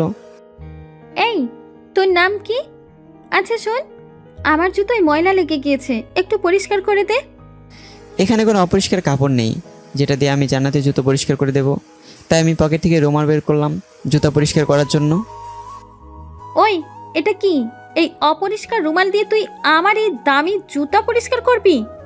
তোর শরীর থেকে শার্টটা খোল, ওটা দিয়ে জুতোটা পরিষ্কার কর। কি যে করব কিছুই বুঝতে পারছি না। জি ম্যাডাম, আসলে এত মানুষের সামনে যদি আমার শার্ট খুলে ম্যাডামের জুতো পরিষ্কার করি, তাহলে হয়তো আমার মান সম্মান থাকবে না। ওই ছোট লোকের বাচ্চা, এইভাবে হা করে দাঁড়িয়ে দাঁড়িয়ে কি দেখছিস? জান্নাত কি বললো? কথাটা তোর কানে যায়নি? কি করব এখন, আমি কিছুই বুঝতে পারছি না। এত মানুষের সামনে আমি যদি আমার শার্ট খুলে একটা মেয়ের জুতো পরিষ্কার করি, তাহলে আমার মান সম্মান কিছুই থাকবে না। কি যে করব কিছুই বুঝতে পারছি না। ছোট লোকের আবার মান সম্মান? তাড়াতাড়ি জুতোটা পরিষ্কার কর, নয়তো তোর এমন অবস্থা করব তুই কল্পনাও করতে পারবি না। আমি চুপ করে দাঁড়িয়ে আছি। ঠাস ঠাস করে জান্নাত আমার গালে থাপ্পড় বসিয়ে দিল। জি আসলে তুই কি আমার জুতো পরিষ্কার করবি? কে কোথায় আছো? আমাকে বাঁচাও, এই ছেলেটা আমার ইজ্জত নিতে চাচ্ছে। এটা বলার সাথে সাথে অনেক পাবলিক এসে আমাকে মারা শুরু করলো। আমি ওদেরকে বলেই যাচ্ছি যে আমি কিছুই করিনি, কিন্তু আমার কথা কেউ বিশ্বাস করছে না। সবাই মিলে আমাকে মেরেই যাচ্ছে। এমন সময় একটা পুলিশের গাড়ি আসলো। পুলিশ পাবলিকদের হাত থেকে বাঁচিয়ে নিয়ে আমাকে থানায় নিয়ে চলে গেল। স্যার, আমি সত্যি কথা বলছি, আমি কিছু করিনি। প্লিজ স্যার, আমাকে বিশ্বাস করুন। শালা দিনে দুপুরে পাবলিক প্লেসে একটা মেয়ের সাথে খারাপ ব্যবহার করছিস, আর তুই এখন বলছিস কিছু করিসনি। আগে থানায় চল, তারপর তোর মজা দেখাচ্ছি। বাহ জান্নাত, তোর মাথায় কি বুদ্ধি রে! আমি যেটা এতদিন করতে পারি নাই, তুই সেটা একদিনেই করিয়ে দেখিয়ে দিলি। আমি অনেক দিন থেকেই ভাবছিলাম ওই ছোট লোকের বাচ্চাটাকে একটা উপযুক্ত শাস্তি দিতে হবে, কিন্তু তোর বাবার জন্য এটা করতে পারছিলাম না। আজ তুই আমার এই আশাটা পূরণ করে দিলি। দেখতে হবে না মেয়েটা কার? ওরা সবাই বাসায় চলে আসলো। রাতের বেলায় যখন আঙ্কেল অফিস থেকে আসে। হাই মামুনি, কেমন আছো তুমি? তুমি আমাকে এয়ারপোর্টে আনতে চাওনি কেন? আসলে মামুনি, আজ অফিসে একটা জরুরি মিটিং ছিল, তাই যেতে পারিনি। তাই তো আমি তোমার আম্মুর সাথে রাজকে পাঠাই তোমাকে আনার জন্য। তুমি না গিয়ে কোথাকার এক ছেলেকে পাঠালে? আরে না মামুনি, ও খুব ভালো ছেলে। আচ্ছা, ওকে তো কোথাও দেখছি না। রামু, যাও রাজকে ডেকে নিয়ে আসো। সাহেব, রাজ তো বাসায় নেই। কেন? ও আবার কোথায় গেল? সীমা, তুমি কি রাজকে দেখেছো? আমি কি করে ওকে দেখবো? আমি কি সারাদিন ওর পেছন পেছন ঘুরে বেড়াই নাকি? রামু যাও, তুমি ড্রাইভারকে ডেকে নিয়ে আসো। তারপর রামু কাকা ড্রাইভারকে ডেকে নিয়ে আসে। রাজ কোথায় গিয়েছে তুমি কি জানো? না মানে আসলে না মানে আসলে কি? আমি বলছি রাজ কোথায় আছে? কোথায় আছে? পুলিশ স্টেশনে। কি? রাজ পুলিশ স্টেশনে কেন? আসলে বাবা, ও আমার সাথে খারাপ কিছু করতে যাচ্ছিল। কি? রাজ এটা করেছে? ড্রাইভার, তুমি বলো জান্নাত যা বলেছে এটা কি সত্যি? আসলে স্যার। আরে কি স্যার স্যার করছো? সত্যি কথা বলো। তারপর ড্রাইভার এয়ারপোর্টে ঘটে যাওয়া ঘটনাটা বলল। ঠাস ঠাস করে আঙ্কেল জান্নাতের গেলেও থাপ্পড় বসিয়ে দিল। ছি ছি ছি, তোমার মন মানসিকতা এত নিকৃষ্ট। একজন সহজ সরল ছেলেকে বিনা কারণে এভাবে অপমান করেছো সবার সামনে, তাকে পাবলিক দিয়ে মার খাইয়েছো, আবার পুলিশ দিয়েও ধরিয়েও দিয়েছো। আমার ভাবতেও লজ্জা লাগছে। তুমি যে আমার মেয়ে। তুমি তোমার মেয়ের গায়ে হাত তুললে একটা ছোট লোকের জন্য? চুপ, একদম চুপ। আর একটাও যদি তুমি রাজের নামে বাজে কথা বলো তাহলে আমি তোমাকে... শোনো, আমি এখনই যাচ্ছি রাজকে ছাড়িয়ে আনতে। এটা বলে আঙ্কেল বাসায় থেকে থানার উদ্দেশ্যে বের হয়ে পড়ে। এই শালা ড্রাইভার, তোকে এই কথাটা বাবাকে বলতে কে বলেছিল? ম্যাডাম আমাকে মাফ করে দেন। স্যারের কথা শুনে আমি অনেক ভয় পেয়ে গিয়েছিলাম। ঠাস ঠাস করে ড্রাইভারে গেলে থাপ্পড় বসিয়ে দিল। তোর জন্য আমি থাপ্পড় খেয়েছি, তোর দেখ কি অবস্থা করি। অন্যদিকে আমাকে লকআপে উল্টো করে ঝুরিয়ে মারছে। কি শালা শোরের বাচ্চা, মেয়ে দেখলে মাথা ঠিক থাকে না? স্যার বিশ্বাস করেন আমি সত্যি কিছু করিনি। চুপ, একেই তো মেয়েটার সাথে বাজে ব্যবহার করছিস, আবার এখন মিথ্যে কথাও বলছিস। আজ তোর এমন অবস্থা করব, জীবনে কোনো মেয়ের দিকে তাকাতে গেলে ভয়ে তোর বুক কেঁপে উঠবে। স্যার আমাকে ছেড়ে দিন, আমি সত্যি বলছি। এই শালা, তোর বাসায় কি মা বোন নেই? যদি তোর বোনের সাথে কেউ এমন করতো তখন কি করতি তুই? এটা শুনে আমার বুকের ভিতরে হু করে জ্বলে উঠল। পুলিশটা আমাকে ইচ্ছে মতো পেটাচ্ছে, কিন্তু কেন জানি শরীরে লাগছে না। হয়তো যখন মনে ব্যথা করে তখন শরীরের ব্যথাটা আর বোঝা যায় না। পুলিশটা আমাকে পিটিয়ে যাচ্ছে আর আমি পাগলের মতো হেসে যাচ্ছি। হে উপরওয়ালা, তুমি তো এটাই চেয়েছিলে তাই না? তুমি কি এখন খুশি হয়েছো? একের পর এক মিথ্যা বদনাম আমার উপর দিয়ে দিচ্ছ। আচ্ছা আমি কী অপরাধ করেছি? এত শাস্তি কেন দিচ্ছ? পরিবার তো আগেই কেড়ে নিয়েছ, আর এখন শেষ আশ্রয়টুকু কেড়ে নিলে। এই তুই হাসছিস কেন? তোর খুব আনন্দ হচ্ছে? দাঁড়া, তোর হাসি বের করছি।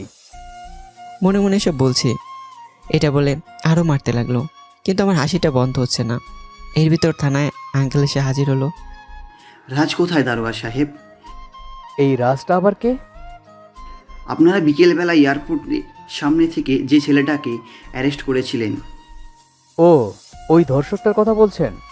আপনি কি ওই ধর্ষকটার বাবা? না, আমি ওই মেয়েটার বাবা। ও, আপনি চিন্তা করবেন না, ওই ধর্ষকটার এমন অবস্থা করব জীবনে কখনো আর কোনো মেয়ের দিকে তাকাবে না। আর এমনিতেও ওকে মারার জন্য একটা পুলিশ নিযুক্ত করা হয়েছে। এতক্ষণে হয়তো ওর হাত পা ভেঙে ফেলেছে। কি? এটা আপনারা কি করেছেন? ও কিছুই করেনি। আমার মেয়ে মিথ্যে কথা বলে ওকে ধরিয়ে দিয়েছে। আচ্ছা ঠিক আছে, আমি ওকে ছেড়ে দিচ্ছি। তারপর আমাকে জেল থেকে বের করে আঙ্কেলের সামনে আনা হলো। আই এম সো সরি রাজ, আমাকে মাফ করে দাও। আমি চুপ। চলো বাসায় যাই। থাক না আঙ্কেল, বাসায় যাওয়ার দরকার নেই। আপনি আমার জন্য অনেক করেছেন। আপনি আমার জন্য যা করেছেন সেটা আমার আপনজনরাও করেনি। আপনাকে অনেক ধন্যবাদ। এখন আমাকে আমার মতো ছেড়ে দিন। দেখো, তোমার রাগ করাটা স্বাভাবিক, কিন্তু একবার আমাকে মাফ করে দাও। চলো বাসায় যাই। আমি কিছু না বলে আঙ্কেলের পিছনে পিছনে হাঁটতে লাগলাম। হাঁটতে অনেক কষ্ট হচ্ছে, ঘুরিয়ে করে হাঁটছি। আঙ্কেল আমার কাঁধে হাত দিয়ে হাঁটিয়ে গাড়িতে নিয়ে গেল। তারপর আমরা বাসায় চলে গেলাম। বাসায় সবাই হয়তো ঘুমিয়ে পড়েছে। আঙ্কেল আমাকে আমার রুমে রেখে আসলো। আমি বিছানায় শোয়ার সাথে সাথেই ঘুম চলে আসলো। সকালবেলা কেউ জোরে আমার রুমের দরজা ধাক্কা দিল। আমি চোখ খুলে দেখলাম আমার রুমে জান্নাতের আন্টি এসছে। জান্নাত আমার গেঞ্জি ধরে, এই ছোট লোকের বাচ্চা, ওঠ বলছি, ওঠ। উঠে বসলাম। কিছু বলবেন ম্যাডাম? শালা ছোট লোক কোথাকার, আমাদের খাচ্ছিস, আমাদের পড়ছিস, আবার আমাদের পেটে ছুরি মারছিস। আপনি কি বলছেন ম্যাডাম? আমি কিছু বুঝতে পারছি না। আমি কি বলছি এটা বুঝতে পারছিস না? গতকাল তোর জন্য আমার আব্বু আমার গায়ে হাত তুলেছে। তোর মতো একটা ছোট লোকের জন্য আমার আব্বু আমাকে থাপ্পড় দিয়েছে। আজ তোর এমন অবস্থা করব, তুই নিজের থেকেই এই বাড়ি থেকে পালিয়ে যাবি। জান্নাত আমাকে থাপ্পড় দিতে যাচ্ছিল, এমন সময় ওখানে আঙ্কেল চলে আসলো। এত সকাল সকাল তোমরা রাজের রুমে কি করছো? কিছু না, এমনি আসলাম। কিছু না মানে কি? আব্বু, আমি রাজের কাছে ক্ষমা চাইতে আসছি। আমি আমার ভুল বুঝতে পেরেছি। ও আচ্ছা, ঠিক আছে, তোমরা এখন যাও। আচ্ছা রাজ, তুমি এখন কেমন আছো? জি আঙ্কেল, মোটামুটি ভালো। শোনো, আজ তোমাকে কলেজে যেতে হবে না, তুমি বিশ্রাম নাও, কাল থেকে যেও। আচ্ছা ঠিক আছে আঙ্কেল। আমি রামুকে বলে যাচ্ছি, ও যেন তোমার খেয়াল রাখে। আচ্ছা ঠিক আছে। আঙ্কেল চলে গেল। একটু পর রামু কাকা আসলো। আচ্ছা বাবা, তুমি শুধু শুধু এই বড় লোকদের সাথে কেন ঝামেলা করতে গেলে? কাকা আমি তো ইচ্ছে করে ওদের ভিতরে ঢুকিনি, আসলে আমার ভাগ্যটাই খারাপ। রামু কাকা আর আমি কথা বলছিলাম, এমন সময় রুমে জান্নাত প্রবেশ করলো। এই বুড়ো, তুই এখান থেকে যা। রামু কাকা আমার দিকে একবার তাকিয়ে চলে গেল। সরি, আমার ভুল হয়ে গেছে, আমাকে মাফ করে দাও। জান্নাতের আবার কি হলো? আমার কাছে মাপ চাচ্ছে। রাজ, চুপ করে থেকো না প্লিজ, আমাকে মাফ করে দাও। এসব মনে মনে ভাবছিলাম। না ঠিক আছে ম্যাডাম। চুপ ছোট লোক, তুই কি ভাবছিস আমি তোর কাছে মাপ চাবো?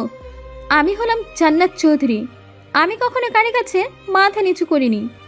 আর তোর মতো একটা ছোট লোকের কাছে মাথা নিচু করব তুই ভাবলি কি করে? আমি চুপ। আচ্ছা, তোর কোন পায়ে? ডান পায়ে? ডান পায়ে একটা লাঠি দিয়ে জোরে আঘাত করলো। ব্যথায় চিল্লিয়ে উঠলাম। প্লিজ ম্যাডাম, আমাকে মাফ করে দেন, আমাকে মারবেন না, খুব কষ্ট হচ্ছে। আচ্ছা মারবো না, কিন্তু আমার একটা কথা শুনতে হবে। কি কথা বলেন? আমার সাথে শপিং করতে যেতে হবে। কিন্তু আমি তো ঠিকমতো হাঁটতে পারছি না, আমি কি করে আপনার সাথে যাব? আমার কোলে চড়ে যাবি? চল, নয়তো তোর পা ভেঙে দিব। কি আর করব, এসে না থাকা সত্ত্বেও যেতে হলো। ঠিকমতো হাঁটতে পারছি না, মনে হচ্ছে পড়ে যাব। কষ্ট করে তাও হেঁটে চললাম জান্নাতের পিছনে। ড্রাইভার, গাড়ি বের করো। ড্রাইভার গাড়ি বের করলো। তারপর আমরা গাড়ি করে একটা শপিংয়ের দোকানে চলে গেলাম। ড্রাইভারকে গাড়িতে রেখে আমাকে নিয়ে শপিং মলে ঢুকলো জান্নাত। আমার কি যে কষ্ট হচ্ছে বুঝতে পারছি না। আমরা একটা দোকানে ঢুকলাম। ওই ড্রেসটা দেখান তো আঙ্কেল। এই নেন ম্যাডাম। এটার প্রাইস কত? 10,000 টাকা। আচ্ছা, এটা প্যাক করে দিন। আচ্ছা, যদি কিছু মনে না করেন আপনাকে একটা কথা জিজ্ঞাসা করবার পারি? করেন। আপনার স্বামী বোয়া নাহি? চুপচাপ দাঁড়িয়ে আছে, কোন কথাই কইতাছে না। Just shut up. এটা আমার পর নয়, এটা আমাদের কাজের লোক। ও সরি ম্যাডাম। জান্নাত ওখানে আর না দাঁড়িয়ে থেকে চলে আসলো। তুই কি আমাকে একটু শান্তিতে থাকতে দিবি না? Sorry madam. চুপ। জান্নাত আরও শপিং করলো। তারপর আমার হাতে সব ব্যাগগুলো ধরিয়ে দিল। শোন, এই ব্যাগগুলো নিয়ে তুই গাড়িতে বস, আমি যাচ্ছি। অনেক কষ্ট করে খুঁড়িয়ে খুঁড়িয়ে ব্যাগগুলো নিয়ে হেঁটে যাচ্ছি। একটু দূর যাওয়ার পর পেছন থেকে কেউ বলে উঠল, এই চোর চোর চোর, আমার সব কিছু নিয়ে পালিয়ে যাচ্ছে। আমি চোর নই, আমাকে মারবেন না, আমি চোর নই। কোথা থেকে যেন ওই দোকানদারটা চলে আসলো। এই দাঁড়ান আপনারা, ওকে মাইরেন না, ও চোর নয়, খারান খারান। দোকানদারের কথা শুনে সবাই থেমে গেল। আমি ফ্লোরে পড়ে আছি। দোকানদার তো আমাকে হাত ধরে তুললো। এই যে ম্যাডাম শোনেন, গরিবরা মানুষ, ওদেরও আত্মসম্মান আছে। আমি অনেকক্ষণ ধরে লক্ষ্য করতেছি আপনি এই ছেলেটাকে কুকুরের মতো খাটাইতেছেন। ছেলেটা ঠিক মতো হাঁটবারও পারতেছে না, আর আপনি ওর উপর এতগুলো ব্যাগ চাপায়া দিয়েছেন, আবার মিথ্যা চুরির অপবাদও দিয়েছেন। অপবাদ দিয়ে ছেলেটাকে মার খাওয়াচ্ছেন। ছি ছি, আমি আপনাদের মতো বড় লোকদের ঘৃণা করি। আপনারা টাকার গদিতে শুয়ে অন্ধ হয়ে গেছেন। আপনাদের মতো বড় লোকদের মুখে আমি থুথু ফেলি। তারপর দোকানদারটা আমাকে একটা রিকশায় তুলে দিল। যাও বাপ, বাড়ি ফিরা যাও। আর যদি পারো এসব বড় লোকদের বাড়ি কাজ করা ছাইরা দাও, এরা গরিবদের মানুষই মনে করে না। আমি চুপ করে আছি। রিকশাওয়ালা আমাকে বাড়ির সামনে নামিয়ে দিয়ে গেল। আমি সোজা আমার রুমে চলে গেলাম। অন্যদিকে জান্নাত শপিং মল থেকে বের হয়ে গাড়ি করে বাসার উদ্দেশ্যে আসছে। জান্নাতের রাগে চোখ লাল হয়ে আছে। জান্নাত বাসায় এসে নিজের রুমে ঢুকে দরজা বন্ধ করে দেয়। রুমের ভিতরে যেসব জিনিস ছিল ওগুলো ভাঙতে থাকে। জান্নাত মা, কি হয়েছে? দরজা খোল। ভেতর থেকে কোনো শব্দ নেই, শুধু জিনিস ভাঙার শব্দ ছাড়া। আমি দুপুরবেলায় ভয়ে আর বাইরে বের হইনি। দুপুরে লাঞ্চ করাও হয়নি। রাতের দিকে অনেক ক্ষুধাও লেগেছে, আবার ভয়ও লাগছে। তাই অতি কষ্ট করে রাতটা কাটাবো চিন্তা করলাম, কিন্তু মাঝরাতে আর ঘুম আসছে না। ক্ষুধার যন্ত্রণাতে পেট ফেটে যাচ্ছে। আমি রুম থেকে বের হয়ে রান্নাঘরে গেলাম। ফ্রিজটা খুললাম, কিন্তু ফ্রিজে কোনো খাবার নেই। মন খারাপ করে চলে আসলাম। পেছন থেকে একটা হাত আমার সামনে আসলো, আর একটা খাবারের ব্যাগও আছে। আমি চমকে উঠলাম। পিছন ফিরে দেখলাম আঙ্কেল। তুমি দুপুর থেকে কিছু খাওনি? অনেক ক্ষুধা লাগছে তাই না? নাও, এই প্যাকেটটা খাবার আছে, খেয়ে নাও। জি আঙ্কেল। তারপর রাতে খেয়ে শুয়ে পড়লাম। সকালবেলায় উঠে ফ্রেশ হয়ে কলেজের দিকে হাঁটা শুরু করলাম। আজ রাস্তায় কোনো রিক্সা দেখতে পাচ্ছি না, তাই হেঁটে হেঁটে কলেজে যাচ্ছি। আমি তাড়াতাড়ি যাওয়ার জন্য একটা গলির ভিতর দিয়ে হাঁটা শুরু করলাম।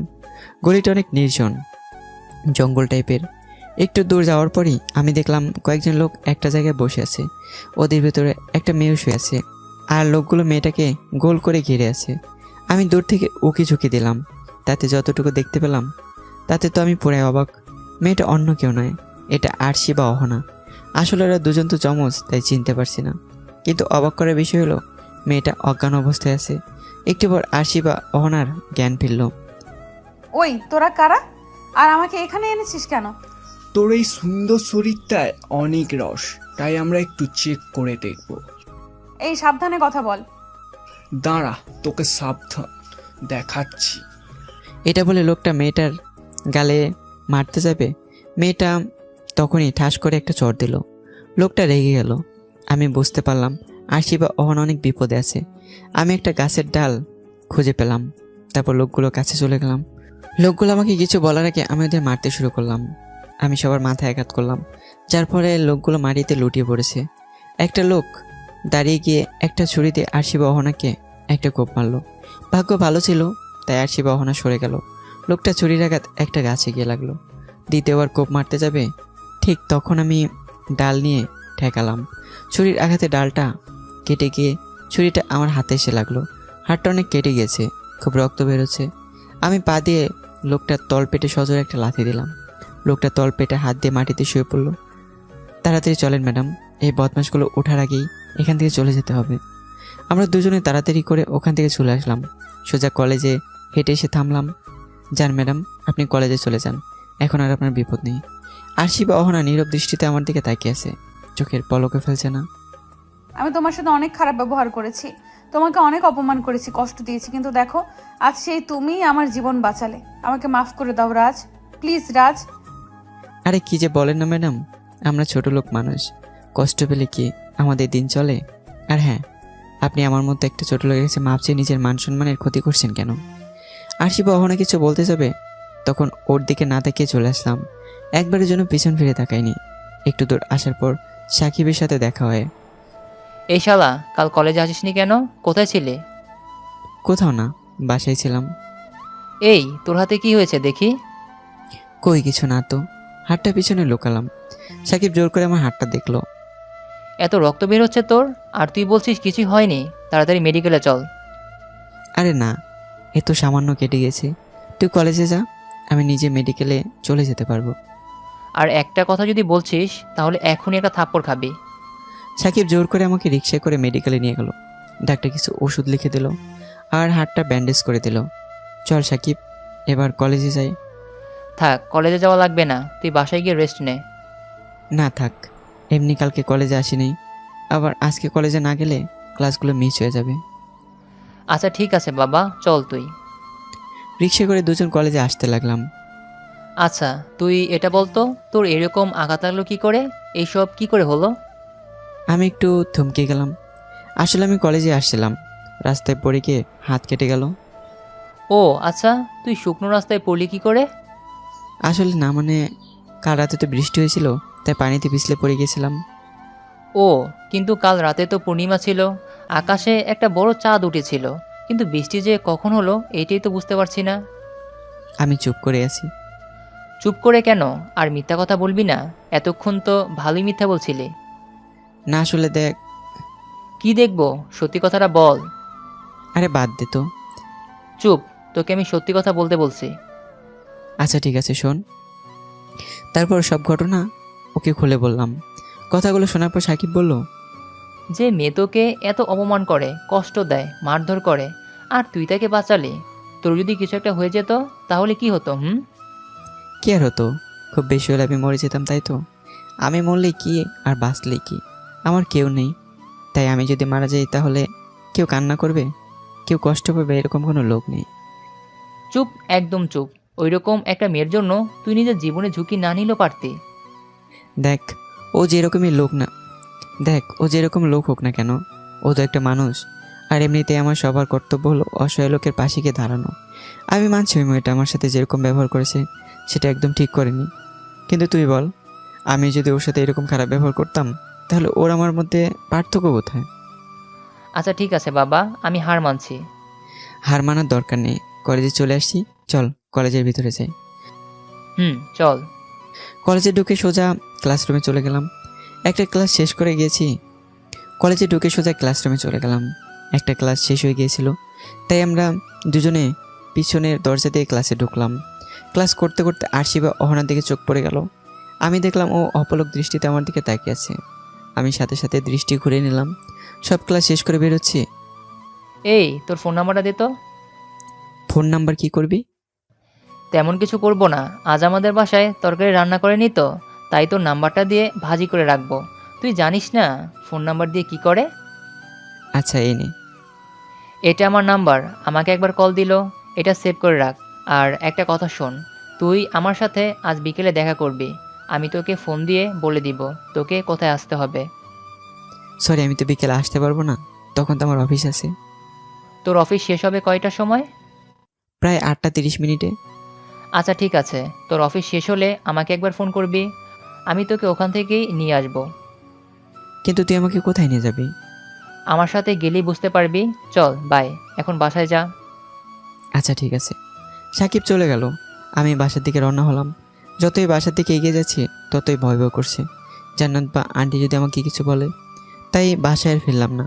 একটা হোটেলে চলে গেলাম। ওখানে লাঞ্চ করে পার্কের উদ্দেশ্যে রওনা হলাম। শরীরটা অনেক ক্লান্ত লাগছে। পার্কের একটা বেঞ্চে শুয়ে পড়লাম। চোখ দুটো বন্ধ করতেই সকালে সব ঘটনা আমার সামনে ভাসতে লাগলো। ফোনের অ্যালার্মে আমার ঘুমটা ভেঙে গেল। ঘড়ির দিকে লক্ষ্য করে দেখলাম অফিস যাওয়ার সময় হয়ে গেছে। আমি অফিসের দিকে রওনা দিলাম। অফিস ঢুকতেই আঙ্কেলের সাথে দেখা হয়ে গেল। কেমন আছো রাজ? জি আলহামদুলিল্লাহ। আপনি কেমন আছেন আঙ্কেল? আলহামদুলিল্লাহ ভালো। আচ্ছা শোনো রাজ, আমি আজ তাড়াতাড়ি বাসায় চলে যাব, তুমি এদিকটা একটু সামলে নিও। আচ্ছা ঠিক আছে আঙ্কেল। হ্যালো, তুই কোথায়? আমি বাসায় আছি। আচ্ছা তাহলে আমি বাসায় চলে গেলাম। না, তোকে বলছিলাম না তোকে একটা জায়গায় নিয়ে যাব? হুম। তুই 10 মিনিটের মতো ওয়েট কর, আমি যাচ্ছি। আচ্ছা ঠিক আছে। একটু পর একটা সুন্দর প্রাইভেট কার আমার সামনে এসে দাঁড়ালো। প্রাইভেট কারের গ্লাস খুলে সাকিব মাথা বের করলো। গাড়িতে উঠে আয়। আমি অবাক হয়ে সাকিবের দিকে তাকিয়ে আছি। এই, হা করে কি দেখছিস? গাড়িতে উঠে আয়। আমি গাড়িতে উঠে গেলাম। গাড়ির ভিতরে চুপচাপ বসে আছি। এখন আমার বিস্ময় কাটেনি। সাকিব গাড়িটা একটা জায়গায় দাঁড় করালো। চল এবার যাই। এটা কোন জায়গা? ভেতরে গেলে বুঝতে পারবি। আমি আর কোনো কথা না বলে সাকিবের পিছন পিছন হাঁটতে শুরু করলাম। আমরা একটা নাইট ক্লাবে ঢুকলাম। ওখানে অনেক মেয়ে ডান্স করছে, আবার অনেক লোক জুয়াও খেলা হচ্ছে, মদও খাচ্ছে। সাকিব আমাকে বলল, এই লোকগুলোকে ভালো করে দেখ, এদের ভিতরে কোন লোকটা তোকে আঘাত করেছিল।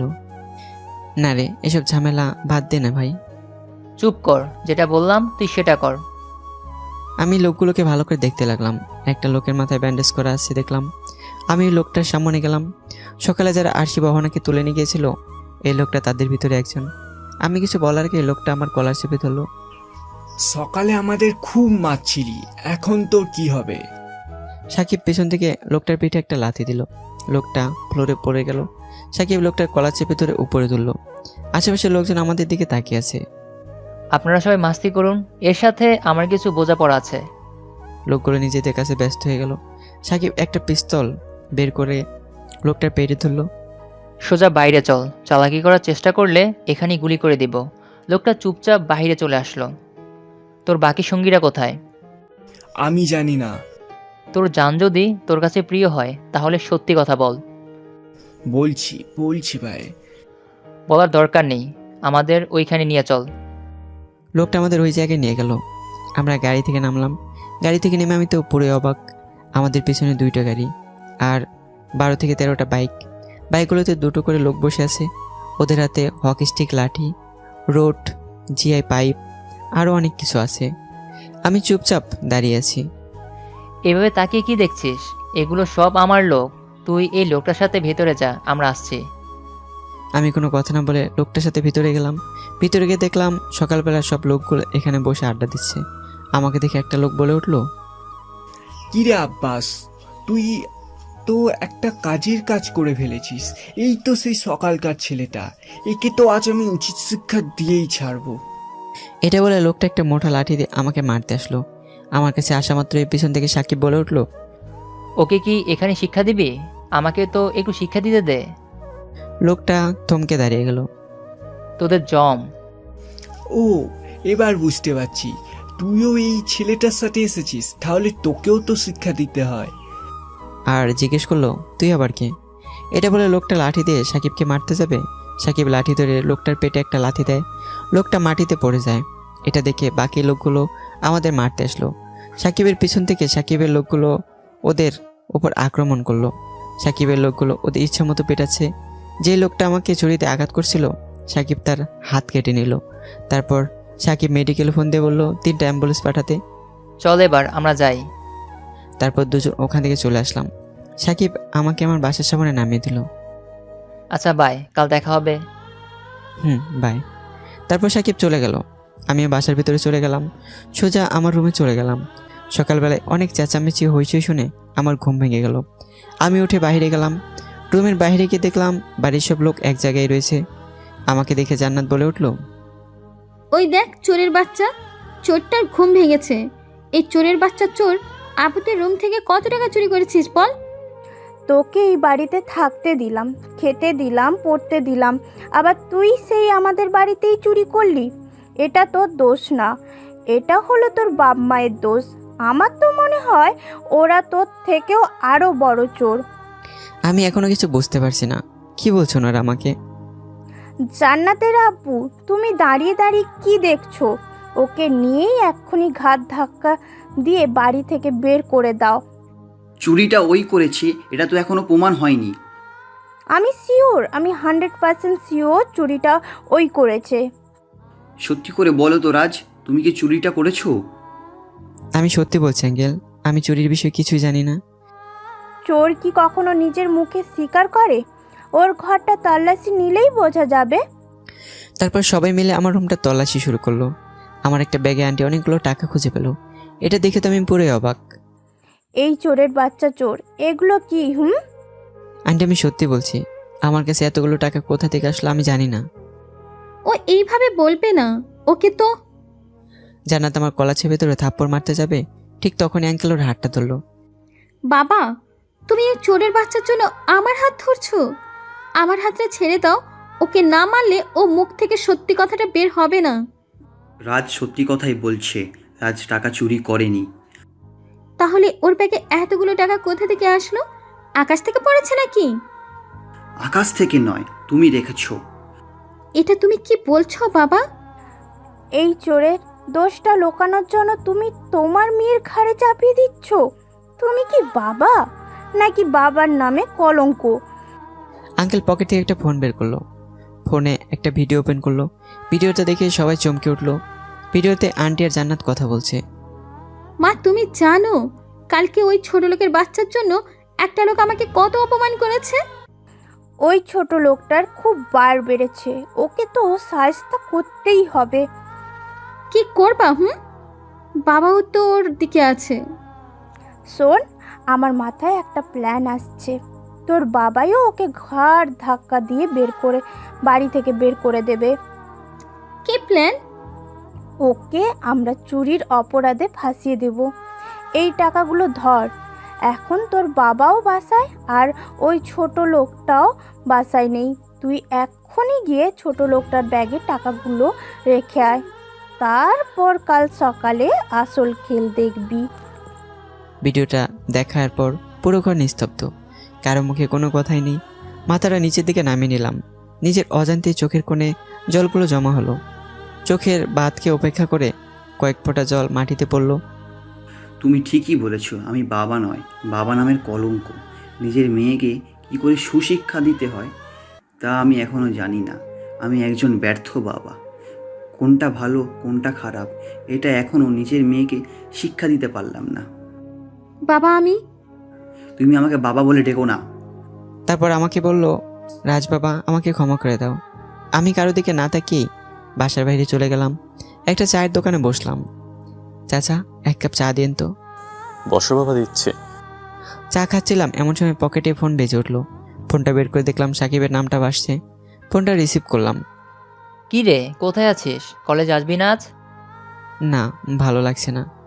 আচ্ছা তুই এটা বল, এখন তুই কোথায় আছিস? এই তো আমার বাসা থেকে একটু দূরে একটা চায়ের দোকানে আছি। আচ্ছা ঠিক আছে। এই তো আমার বাসা থেকে একটু দূরে একটা চায়ের দোকান আছে, আমি ওখানে আছি। সাকিব ফোনটা কেটে দিল।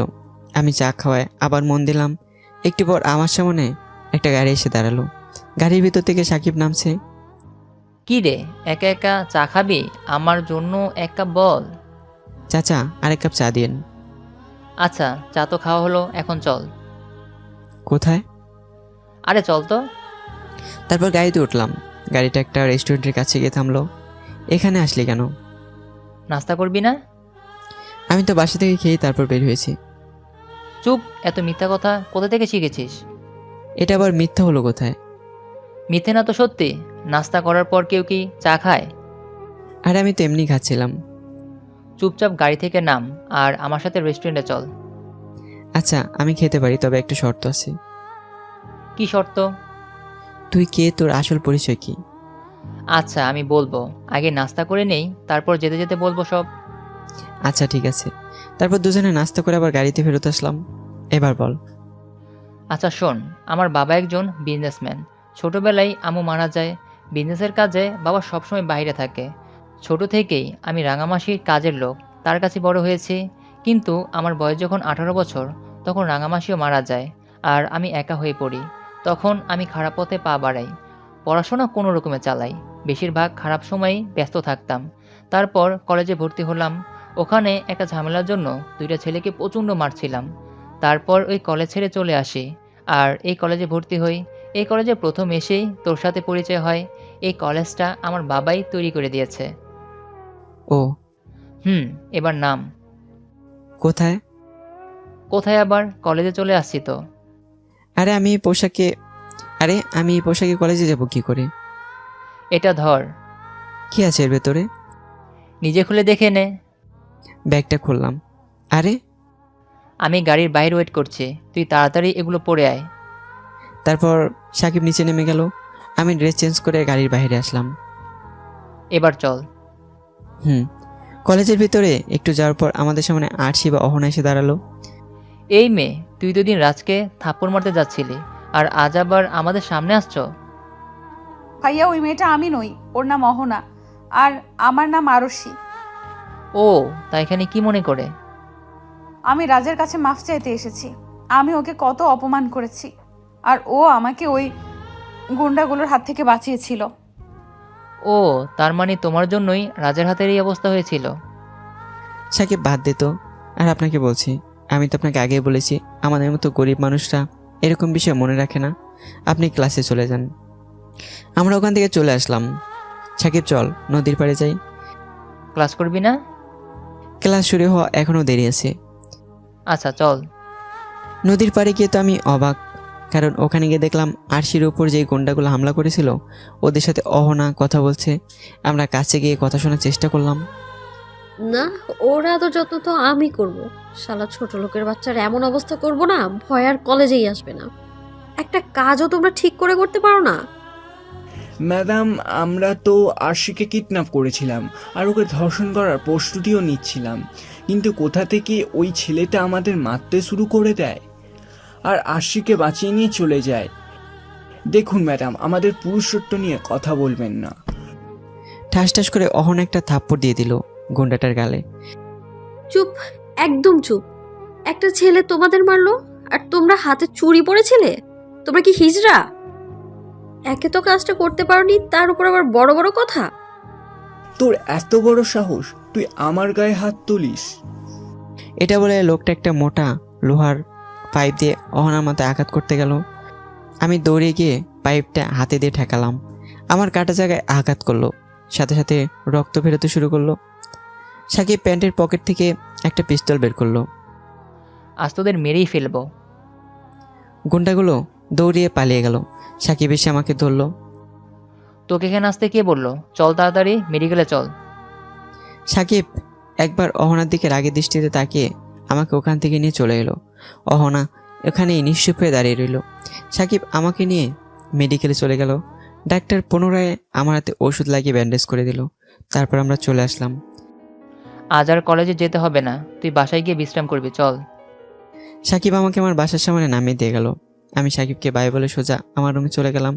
রুমে গিয়ে আমার ডায়েরিটা খুঁজতে শুরু করলাম, কিন্তু ডায়েরিটা পাচ্ছি না। কি খুঁজছো? এই ডায়েরিটা বুঝি? আমি পিছন ফিরতে তো অবাক, পিছনে জান্নাত দাঁড়িয়ে আছে। জি, ওটা হয়তো আমার ডায়েরি ম্যাডাম।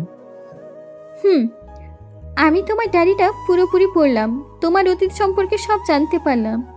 আমার খুব খারাপ লাগছিল। প্লিজ রাজ, আমাকে মাফ করে দাও। এটা মনে হয় আমাকে ফাঁসানোর জন্য আরো বড় চক্রান্ত আপনার। শুনুন ম্যাডাম, আপনাদের আর কষ্ট করে আমার এই বাড়ি থেকে তাড়াতে হবে না। আমি নিজেই চলে যাব। যদি কোনো ভুল ত্রুটি করে থাকি তাহলে আমাকে মাফ করে দেবেন। আমি কাল সকালে এই বাড়ি থেকে চলে যাব।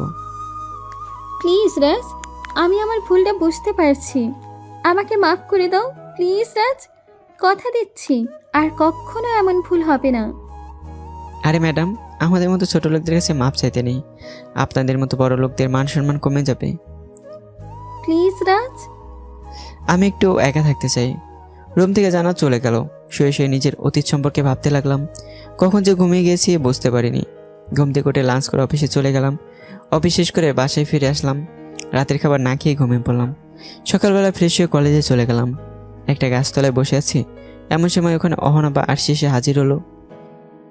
রাজ, আমাকে মাফ করে দাও। তোমাকে আমি কত অপমান করেছি, তারপরেও কালকে তুমি আমার জীবন বাঁচিয়েছো। প্লিজ রাজ, আমাকে মাফ করে দাও প্লিজ। আপনারা বড় লোক মানুষ, ছোট লোকদের কাছে মাপ চাইতে নেই। প্লিজ রাজ, তুমি আমাকে মাফ না করলে আমি নিজের কাছেই খুব ছোট হয়ে যাব। আমাকে একটু একা থাকতে দিন। অহনা মন খারাপ করে চলে গেল। কিছুক্ষণ পর সাকিব আসলো। এই চল, তোকে আজকে একটা জায়গায় নিয়ে যাব। কোথায়? সাকিব আমাকে জোর করেই নিয়ে চলে গেল। চল তো। আমরা কোথায় যাচ্ছি একবার তো বল। আরে গাড়ি তোর, আগে চল তো। সাকিব গাড়ি ড্রাইভ করতে লাগলো। কিছুক্ষণ পর, আচ্ছা তুই গাড়ি থেকে লাফ মারতে পারবি? হঠাৎ এরকম প্রশ্ন করছিস যে? আসলে আমার বুঝতে বাকি রইল না যে গাড়ির ব্রেকে কাজ করছে না। সামনে একটা বড় গাড়ি আসছে। আমি সাকিবকে ধাক্কা দিয়ে গাড়ি থেকে ফেলে দিলাম। আমার গাড়িটা স্টিয়ারিং পাশে ঘুরিয়ে দিলাম, আর গাড়িটার স্টিয়ারিংটা পাশে ঘুরিয়ে দিলাম। গাড়িটা গাছের সাথে ধাক্কা মারলো। তারপর আমার আর কিছু মনে নেই। বাবা, আজ 2 দিন হয়ে গেল, রাজের এখনো জ্ঞান ফেরেনি। মা, মা, তুই 2 দিন থেকে কিছু খাসনি। এভাবে চলতে থাকলে তুই অসুস্থ হয়ে পড়বি। চল মা, আজ কিছু খেয়ে নে। আঙ্কেল জান্নাতকে নিয়ে চলে গেল। আমি চোখ খুলে দেখলাম একটা রুমের ভিতরে শুয়ে আছি। রুমটা চারদিক থেকে ভালো করে দেখলাম। মনে হলো এটা মেডিকেল। আমার শরীরে স্যালাইন চলছে। আমি স্যালাইনের সুচটা খুলে দিলাম। আস্তে আস্তে ওঠার চেষ্টা করলাম। মাথাটা ব্যথা করছে খুব। হাতে পায়ে কয়েকটা ব্যান্ডেজ দেখলাম। তবুও আস্তে আস্তে উঠে বাইরে আসলাম। একটু দূরে আসার পর আমি পুরো চমকে উঠলাম। একটা রুমের সামনে মা আর ভাইয়া দাঁড়িয়েছে। আমি একটু কাছে গিয়ে ভালো করে দেখার চেষ্টা করলাম। রুমের দরজা ফাঁক দিয়ে দেখলাম মুন্নি একটা বেডের উপর শুয়ে আছে। রুমের ভিতরে ভাইয়া আর আম্মু প্রবেশ করলো। মুন্নি কি অসুস্থ? মুন্নির আবার কি হলো? অনেকদিন পর আবার পুরনো অতীতটা মনে পড়ে গেল। না জানি যদি মুন্নি আমার নামে মিথ্যা অপবাদ না দিত, তাহলে আজ আমি আমার পরিবারের সাথে থাকতে পারতাম। হয়তো পুরোলা এটা চাইনি। মুন্নির রুম থেকে একটা ডাক্তার বের হলো। আমি ডাক্তারের পিছন পিছন ওনার রুমে গেলাম। আসতে পারি ডাক্তার সাহেব? জি আসুন। আচ্ছা ডাক্তার সাহেব, 22 নং রুমের পেশেন্টের কি হয়েছে? আপনি কি ওনার আত্মীয় হন? আর আপনাকে দেখে অনেক অসুস্থ মনে হচ্ছে। আমি ওনার আত্মীয়। উনি অ্যাক্সিডেন্ট করেছিল। ওই অ্যাক্সিডেন্টে ওনার দুটো কিডনি প্রায় নষ্ট হয়ে গিয়েছে। 24 ঘন্টার ভেতরে যদি ওনাকে নতুন কিডনি না দেওয়া হয় তাহলে উনি মারা যাবেন। ওনার রক্তের গ্রুপ কি? B positive. আচ্ছা ঠিক আছে। ডাক্তারের সাথে কথা বলছিলাম, এমন সময় একটা ওয়ার্ড বয় এসে বলল, স্যার 26 নং রুমের পেশেন্টের অবস্থা খুব খারাপ, আর এখন ওনার বাড়ির লোক কেউ আসেননি। আমিও ডাক্তার সাহেবের পিছন পিছন গেলাম। রুমের ভেতরে প্রবেশ করে তো পুরাই অবাক। বেডের উপর সাকিব শুয়ে আছে। ডাক্তার সাহেব, সাকিবের কি হয়েছে? চলো তো, আপনি কি এই ছেলেটাকে চেনেন? জি, এ তো আমার বন্ধু। এনাকে 2 দিন আগেই মেডিকেলে নিয়ে আসা হয়েছিল। এনার খুব খারাপ অবস্থা ছিল। 3 দিনের ভেতরে অপারেশন করতে হবে, আর মাত্র 1 দিন বাকি আছে। আজকের ভেতরেই এনাকে অপারেশন করতে হবে। অপারেশনটা অনেক ছোট, কিন্তু ওনার শরীর থেকে অনেক রক্ত বের হয়েছে, তাই ওনার জন্য 5 ব্যাগ বি পজিটিভ রক্ত লাগবে। আচ্ছা ঠিক আছে ডাক্তার, ওর অপারেশন আজকেই করার ব্যবস্থা করুন। আচ্ছা ঠিক আছে, আপনি কাউন্টারে 30,000 টাকা জমা করে দেন। আচ্ছা ঠিক আছে। আবার একটা ওয়ার্ড বয় এসে বলল, স্যার একটি ইমার্জেন্সি পেশেন্ট এসেছে। চলো। ডাক্তার চলে গেল। আমি সাকিবের পাশে কিছুক্ষণ বসে বাইরে চলে আসলাম। বাইরে এসে তো আরও অবাক। একটা রুমের বাইরে আঙ্কেল দাঁড়িয়ে দাঁড়িয়ে কান্না করছে। আঙ্কেলের আবার কি হলো? রুমের ভিতর থেকে আরেক ডাক্তারকে বের হতে দেখলাম। ডাক্তারটা আমার দিকে আসছিল। আমি ডাক্তারকে দাঁড় করিয়ে বললাম, ডাক্তার সাহেব, এই রুমের সামনে যে লোকটা কান্না করছে কেন? আসলে ওনার মেয়ে অসুস্থ। কি হয়েছে ওনার মেয়ের? ওনার মেয়ের একটা কিডনি আগে থেকে নষ্ট ছিল, আর এখন আবার দ্বিতীয় কিডনিটা নষ্ট হয়ে গিয়েছে। ওনাকে বাঁচাতে হলে 24 ঘন্টার ভেতরে একটা কিডনি ম্যানেজ করা লাগবে। ওনার রক্তের গ্রুপটা কি? B positive. আচ্ছা ঠিক আছে। ডাক্তারের সাথে কথা বলে আমি মেডিকেলের বাইরে আসলাম। আমি দেখলাম আন্টি আসছে। আমি ওখান থেকে তাড়াতাড়ি সরে গেলাম। তারপর একটা রিক্সায় উঠলাম। রিক্সায় উঠে চিন্তা করতে লাগলাম, যেভাবেই হোক আমার সবাইকে ঠিক করতেই হবে। কখন চিন্তা করতে করতে বাসায় পৌঁছে গেছি মনে নেই। বাসায় কেউ নেই। আমি কোনো দিকে খেয়াল না করে সোজা আমার রুমে চলে গেলাম। রুমে গিয়ে খাটের তল থেকে আমার ছোট্ট ব্যাংকটা বের করলাম। এই ব্যাংকে আমি প্রতি মাসে টাকা জমাতাম। আমার আশা ছিল আমার পরিবার একদিন ঠিক বুঝতে পারবে আমি কোনো অন্যায় করিনি। আমার উপর একটা মিথ্যা অপবাদ দেওয়া হয়েছিল। তখন আমি আমার পরিবারের কাছে ফেরত যাব, আর সবার জন্য এই টাকা দিয়ে শপিং করে নিয়ে যাব। কিন্তু সেটার সম্ভব হলো না। ব্যাংকটা ভেঙে ফেললাম। আমার জমাকৃত টাকাগুলো গুনলাম। 32,000 টাকা হয়েছে। সাকিবের দেওয়া প্যান্ট আর শার্টটা পরলাম। এক পকেটে 30,000 টাকা আর অন্য পকেটে 2,000 টাকা নিলাম। পড়ার টেবিলে বসে একটা চিঠি লিখলাম। তারপর টিয়া পাখিটাকে খাবার দিলাম। এটা সেই টিয়া পাখি, একে আমি আমার কাছে রেখে দিয়েছিলাম। পাখিটা এখন অনেক বড় হয়ে গেছে। খাঁচার সামনে দাঁড়িয়ে চোখের জলটা মুছে বললাম, আজ তোকে এই খোলা আকাশে ছেড়ে দেব। হয়তো আমাদের আর কখনো দেখা হবে না। ভালো থাকিস। পাখিটা আমার দিকে করুণ দৃষ্টিতে তাকিয়ে আছে। খাঁচার মুখটা খুলে দিলাম। পাখিটা এসে আমার কাঁধে বসলো। পাখিটাকে হাত বুলিয়ে দিয়ে বললাম, চলে যা। পাখিটা আকাশে উড়ে যেতে লাগলো। আমি পাখিটা যাওয়ার দিকে তাকিয়ে থাকলাম। একসময় পাখিটা দূর আকাশে মিলে গেল। আমি টাকাগুলো নিয়ে চলে গেলাম। তারপর একটা দোকানে গিয়ে একটা খেলনা কিনলাম। খেলনাটা হলো এমন যে ছোট একটি কাচের ঘর, তার ভিতরে 2জন ছেলে বসে আছে, আর উপরে লেখা আছে বন্ধু। খেলনাটা নিয়ে আমি চলে আসলাম। তারপর মার্কেটে গিয়ে সাকিবের জন্য একটা প্যান্ট আর একটা শার্ট কিনলাম। ওখান থেকে সোজা মেডিকেলে চলে আসলাম। আমি কাউন্টারে গিয়ে সাকিবের অপারেশনের জন্য 30,000 টাকা জমা দিলাম। রসিদ নিয়ে ওই ডাক্তারের কাছে আসলাম। আসতে পারি ডাক্তার সাহেব? জি আসুন। ডাক্তারের হাতে রসিদটা দিয়ে দিলাম। ডাক্তার সাহেব, সাকিবের অপারেশন করার কতক্ষণ পর জ্ঞান ফিরবে? এই তো খুব বেশি হলে 3-4 ঘন্টার ভেতরে। আচ্ছা ঠিক আছে, আজকে তাহলে 3টা অপারেশন করার ব্যবস্থা করুন। মানে আমি ঠিক বুঝলাম না। মানেটা হলো 22 নং রুমের পেশেন্ট সাকিব আর এই আঙ্কেলের মেয়ে। আপনি কি ওই লোকটাকে চেনেন? উনি আমার আঙ্কেল হন। তা নয় ঠিক আছে, কিন্তু ওই পেশেন্টের তো কিডনি লাগবে। আমি তো আছি। আমি আমার 2টো কিডনি ওদের 2জনকে দেব, আর আমার শরীরে যা রক্ত আছে এগুলো সাকিবের জন্য নেবেন। আপনার মাথা ঠিক আছে তো? আপনি এগুলো কি বলছেন? আমার মাথা একদম ঠিক আছে। দেখুন, আমি একজন ডাক্তার, আর আমার দ্বারা এটা সম্ভব নয়। প্লিজ ডাক্তার, না করবেন না। আমার জীবনে থেকে ওদের জীবনটা অনেক প্রিয়। ডাক্তারকে অনেক রিকোয়েস্ট করার পর রাজি হলো। ডাক্তার সাহেব এগুলো সাকিবকে দেবেন, যখন ওর জ্ঞান ফিরবে তখন এগুলো দিয়ে দেবেন। আচ্ছা, ঠিক আছে। ডাক্তার একটা নার্সকে বলল, এনাকে অপারেশন টেবিলে নিয়ে যাও। নার্স আমাকে অপারেশন রুমে নিয়ে গেল। কিছুক্ষণ পর ডাক্তার আসলো। ডাক্তার আমাকে ঘুমের ইঞ্জেকশন দিল। এটা আমার জীবনের শেষ ঘুম, আর কখন আমি চোখ খুলব না। অপারেশন করে আমার দুটো কিডনি বের করে নেওয়া হলো, শরীরের সব রক্ত নিয়ে নেওয়া হলো। তারপর ওদের 3 জনের অপারেশন করার ব্যবস্থা করলো। 3 জনের অপারেশন শেষ হলো। 5-6 ঘন্টা পর সাকিবের যখন জ্ঞান ফিরল, সাকিব ডাক্তারকে জিজ্ঞাসা করলো, আমাকে এখানে কে নিয়ে এসেছে? কিছু লোক আপনাকে এখানে নিয়ে আসছিল। আমার বন্ধুও তো আঘাত পেয়েছিল, ও কোথায়? আপনি কার কথা বলছেন? ওর নাম রাজ। ডাক্তার সাহেব নামটা শুনে চমকে উঠল। ডাক্তার কোনো কথা বলছে না। আপনি কি কিছু জানেন? ডাক্তার সাহেব কোনো কথা না বলে সাকিবের হাতে চিঠি আর ব্যাগটা ধরিয়ে দিয়ে চলে গেল। সাকিব চিঠিটা পড়া শুরু করলো। প্রিয় বন্ধু, আশা করছি খুব তাড়াতাড়ি তুই ঠিক হয়ে যাবি। আমাকে আর খোঁজার চেষ্টা করিস না, আর খুঁজলেও পাবি না, কারণ এই চিঠিটা যতক্ষণে তোর কাছে পৌঁছবে তার আগে আমি তোর জীবন থেকে অনেক দূরে হারিয়ে যাব। শোন, তোর জন্য এই ব্যাগে ছোট্ট একটু উপহার আছে। যখনই আমার কথা মনে হবে তখন ভাববি আমি তোর সাথে আছি। আর আমার একটা কথা রাখিস, তুই সমস্ত খারাপ কাজ ছেড়ে দিয়ে একজন ভালো মানুষ হয়ে যা। আশা করছি তুই আমার কথাটা রাখবি। ভালো থাকিস। এই যে তোর প্রিয় বন্ধু রাজ। চিঠিটা পড়ে সাকিব ডাক্তারের রুমে দৌড় দিল। ডাক্তার সাহেব, রাজ কোথায়? তারপর ডাক্তার সাহেব সাকিবকে সব কিছু খুলে বলল। সাকিব মেডিকেলের মর্গের দিকে দৌড়ালো।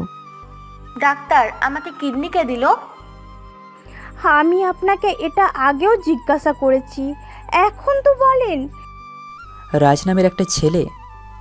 ডাক্তারের মুখে রাজ কথাটা শোনা মাত্রই সবাই চমকে উঠল। তারপর ডাক্তার আমার পিকটা সবাইকে দেখালো। মুন্নি এটা শুনে কান্না করতে লাগলো। তারপর মুন্নি সবাইকে ওই দিনের সত্য ঘটনাটা বলল। কথাটা শুনে সবার পায়ের নিচ থেকে মাটি সরে গেল। রাজ এখন কেমন আছে ডাক্তার? আপনি চুপ করে কেন? অন্যদিকে মুন্নির জ্ঞান ফিরেছে। তারপর ডাক্তার সাহেব সব কিছু খুলে বলল। কথাটা শোনা মাত্রই সবাই মর্গের দিকে দৌড় দিল। অন্যদিকে জান্নাতেরও জ্ঞান ফিরেছে। আব্বু, রাজ কোথায়? ও এখন কেমন আছে? আমি জানি না। আমার কথা শুনে একটা নার্স ওদের সব কথা বলল। কথাগুলো শেষ না হতেই জান্নাত মর্গের দিকে দৌড় দিল। পিছন পিছন আঙ্কেলে গেল। সবাই মর্গের ভিতরে উপস্থিত হলো। ওখানে 6 থেকে 7টা লাশ রাখা আছে। হঠাৎ বাতাস এসে একটা লাশের মুখ থেকে কাপড়টা সরে গেল। সবাই লাশটাকে জড়িয়ে ধরে কান্না করছিল। উঠ বাবা উঠ, দেখ আমি তোর মা। উঠ রাজ উঠ, আমি তোকে নিতে এসেছি। রাজ ভাই, আমার উপর রাগ করছিস? আমি জানি তুই আমাদের সাথে মজা করছিস। ওঠ না ভাই, আমার ওঠ। রাজ, আমার ভালোবাসাটা বলার সুযোগও তুমি দিলে না। প্লিজ রাজ, একবার ওঠো। আমি আর কখনো তোমার সাথে খারাপ ব্যবহার করব না। ওঠো না রাজ। ভাই, আমাকে চকলেট কিনে দিবি না? দেখ, তোর সেই ছোট্ট বোনটা তোর কাছে এসেছে। সাকিব এতক্ষণ দৌড়ে দাঁড়িয়েই সব দেখছিল। রাজ! আমার পা দুটো সাকিব জড়িয়ে ধরল। ওঠ না রে ভাই, ওঠ। তুই কত স্বার্থপর, আমাকে একা রেখে চলে গেলি। আমি একা একা কি করে থাকবো বল? আমার মৃত্যুর কথা শুনে আরশি আর অহনাও এসেছে। ওরা পাগলের মতো আমাকে ডাকছে, কিন্তু আমার আর সবার প্রতি অনেক অভিমান রয়েছে, তাই আমি কারোর সাথে কথা বলি না। আমার লাশটা জানাজা করে মাটি দিয়ে দিল। আস্তে করে কবরস্থান থেকে সবাই চলে আসে, কিন্তু সাকিব ওখানে থেকে যায়। আমার কবর ধরে সাকিব কান্না করতে করতে ঘুমিয়ে পড়ে। সকালে সূর্যের আলোয় সাকিবের ঘুম ভেঙে যায়। চোখ দুটো না খুলেই পকেট থেকে ফোনটা বের করে আমার নাম্বারে কল করে। আমার সাকিবের ফোনের ডায়াল বাড়ির প্রথম নাম্বারটাই হলো আমার। ওপাশ থেকে ফোনটা রিসিভ করে। ওই কোথায় তুই? কলেজ আসবি না? ভালো লাগছে না। চুপ, তুই বাসায় থাক, আমি গিয়ে নিয়ে আসছি। কারো ডাকে সাকিব চোখের পাতাটা খোলে। চোখের পাতা খুলেই দেখে যে ও আমার কবরের পাশে শুয়ে আছে। সাকিব আবার কান্নায় ভেঙে পড়ে। রাজের আমার কবরের কাছে আরও একটা প্রাণীও আছে, তবে সেটা মানুষ নয়, পাখি, একটা টিয়া পাখি। তো বন্ধুরা, আরও একবার বলছি, সব গল্পই হ্যাপি এন্ডিং হয় না, কিছু কিছু গল্প স্যাড এন্ডিং হয় এবং অসমাপ্তও রয়ে যায়।